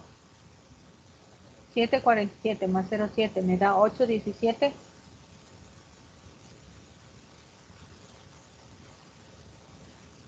Sí, profe, sí estaba correcto. Sí, da, profe. ¿Ya? Entonces tengo, este sería el límite inferior 1 y este es el límite superior del intervalo 1. Entonces aquí miren, está incluido este, excluido este límite. En el siguiente intervalo va de este valor que está incluido más 0,7, 817 más 0,7, 887. Este se incluye, este no se incluye. En el siguiente intervalo incluimos el 887 más 0,7, 887 más 0,7, 757. Este está incluido, este está excluido. Límite inferior del intervalo 3, límite superior del intervalo 3. Siguiente intervalo, incluimos el 957, 957 más 0,7 me da 10,27. Incluido el inferior, excluido el superior. Por convención nuestra. No porque todo mundo tiene que hacerlo así. Y en todos los libros va a estar así. Ese es nuestro trato, nuestro convenio. Siguiente y último intervalo. De 10,27, que aquí estaba excluido, ahora le incluyo, más 0,7 me da 10,97. Ya tengo, entonces tengo, mire, el intervalo 1, 2, 3, 4 y 5. Aquí están los intervalos de clase. Los 5 que yo decidí hacer. Ahora, de todos los datos, yo voy y digo, voy a calcular la marca de clase o punto medio. ¿Qué era la marca de clase o punto medio? Sumar 747 más 817 dividido por 2. ¿Sí? Verifique, por favor, que al sumar 747, más 817 dividido por 2 me da 782. ¿Está correcto? Sí, profe. ¿Ya? Igual. 817 más 887 dividido por 2 está 852. 887 más 957 dividido por 2, 922. 957 más 1027 dividido por 2, 992. 1027 más 1097 dividido por 2, 1062. Así entonces he calculado la marca de clase. ¿Sí? Entonces aquí vamos a poner marca de clase 1, 747, límite inferior 1, más 817, límite inferior 2, dividido por 2. Marca de clase 1, 7.82. Marca de clase o punto medio de la clase 1. ¿Ya? Pregunta hasta ahí. ¿Está claro cómo construimos los intervalos? y los límites inferior y superior de cada intervalo. ¿Y cómo sacamos la marca de clase de cada intervalo? Profe, Sí. una pregunta. Si es que en la amplitud del intervalo salía menor a 1080, Ya, si salía menor a 1080, entonces yo tendría que haberle, ¿cómo es? Ampliado en vez de 0,7, ponerle 0,8, 0,9, hasta que le incluya, ¿no? Sí, hasta que le incluya. gracias. Para que le incluya el valor que necesita. O sea, jugar con la amplitud. Y en algunos casos es necesario jugar inclusive con los números de intervalos.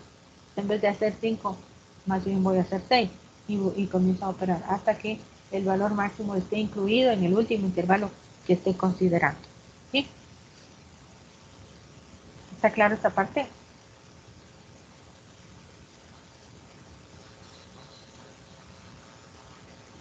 Sí, profe. Ya. Entonces dice, aquí está el primer intervalo, ¿no? Entonces, el límite 1 es igual al X mínimo, y en este caso 147.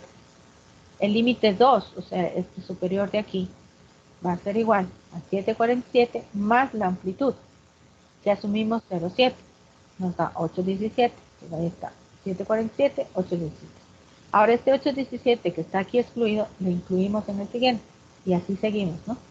Para sacar la marca de clase, aquí ha estado ya, que yo le puse acá, ¿ya? Ahí están algunas operaciones de estos para que se vea cómo se lleva. Ya, entonces ya tendríamos construida esta que sería el número de clases, los límites inferior y superior de cada intervalo y la marca de clase. Entonces ahora vamos al conjunto de datos y decimos, a ver, ¿cuántos datos hay entre 747 y 817? 747 y 817. Vengo acá. 747 y 817. Entonces voy a tachar. Y 817, ¿no? Este.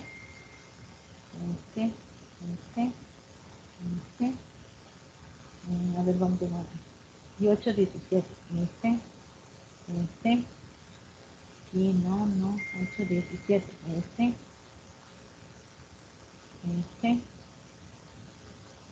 Ya. Entonces cuento. 1, 2, 3, 4, 5, 6, 7, 8, 9. 9 datos que están entre 747 y 817. Cuento. Y esa es la frecuencia absoluta de ese intervalo. 9. Entre 747 y 817. Pero el 817 está excluido. En el siguiente intervalo dice que debo contar los que están entre 817 incluido y 887. ¿Ya? 817 y 887. Entonces voy a contar ahora. 817 y 887. ¿No? 817 y 887. 1, 2, 3, 4, 5, 6 y 7. ¿Sí? 1, 2, 3, 4, 5, 6 y 7. Ahí está, en azul. Frecuencia absoluta, 7. ¿Cuántos datos están entre 887 incluido y 957? 887 y 957. 887 y 957.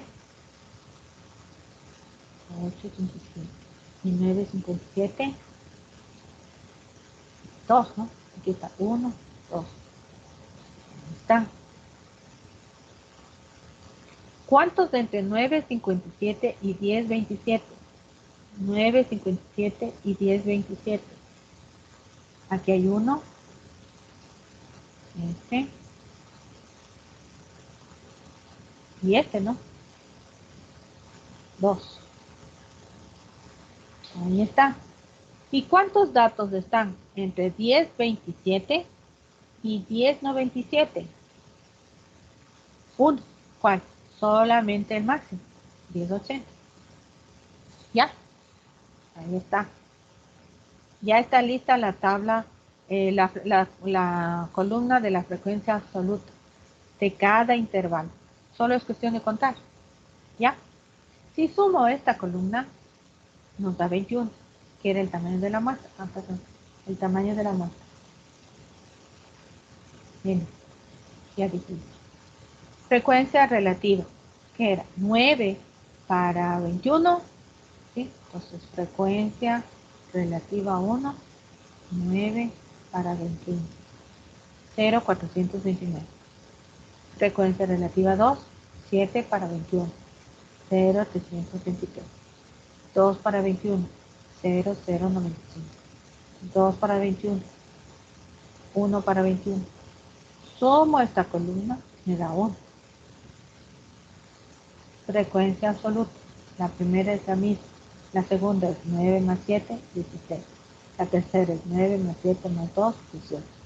9 más 7 más 2 más 2, 20. 20 más 1, 21. Ya está. Aquí está 21 y coincide con el total perdón, del tamaño de la muestra. Frecuencia relativa acumulada. La primera es la misma de acá. La segunda es esta más esta. Sumo estas dos. Y ahí está. Sumo las 3. Y ahí está. Sumo las 4. Y ahí está.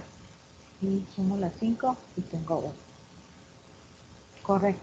Aquí está 1. Y aquí está 1. Si logro eso, es que está correctamente hecha la tabla de distribución de frecuencias de datos agrupados. Agrupados en intervalos.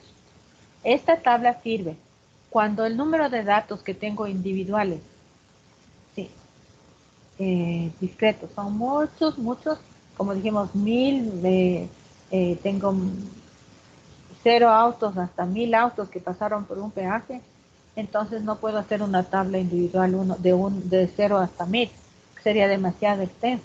Entonces, son datos discretos, le agrupo en intervalos.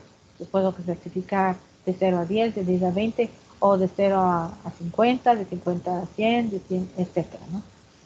O si la variable es variable cuantitativa continua. Recuerden, cuando calculo las frecuencias relativas, tanto absolutas como acumuladas, debo siempre manejar 3 o 4 cifras decimales. Nunca hay que aproximar a 2. Es decir, si la frecuencia relativa 1 me sale 0,429, así tengo que dejarlo. No puedo, no estaría bien que yo le ponga que es 0,43. No está bien, no se admite. Si le pongo otro decimal más, porque así sale el cálculo, o porque le redondeo a 4 cifras, está bien. Pero no le puedo redondear a 2 o a 1. No puedo redondear. No se debe. ¿Ya? ¿Alguna pregunta antes de terminar?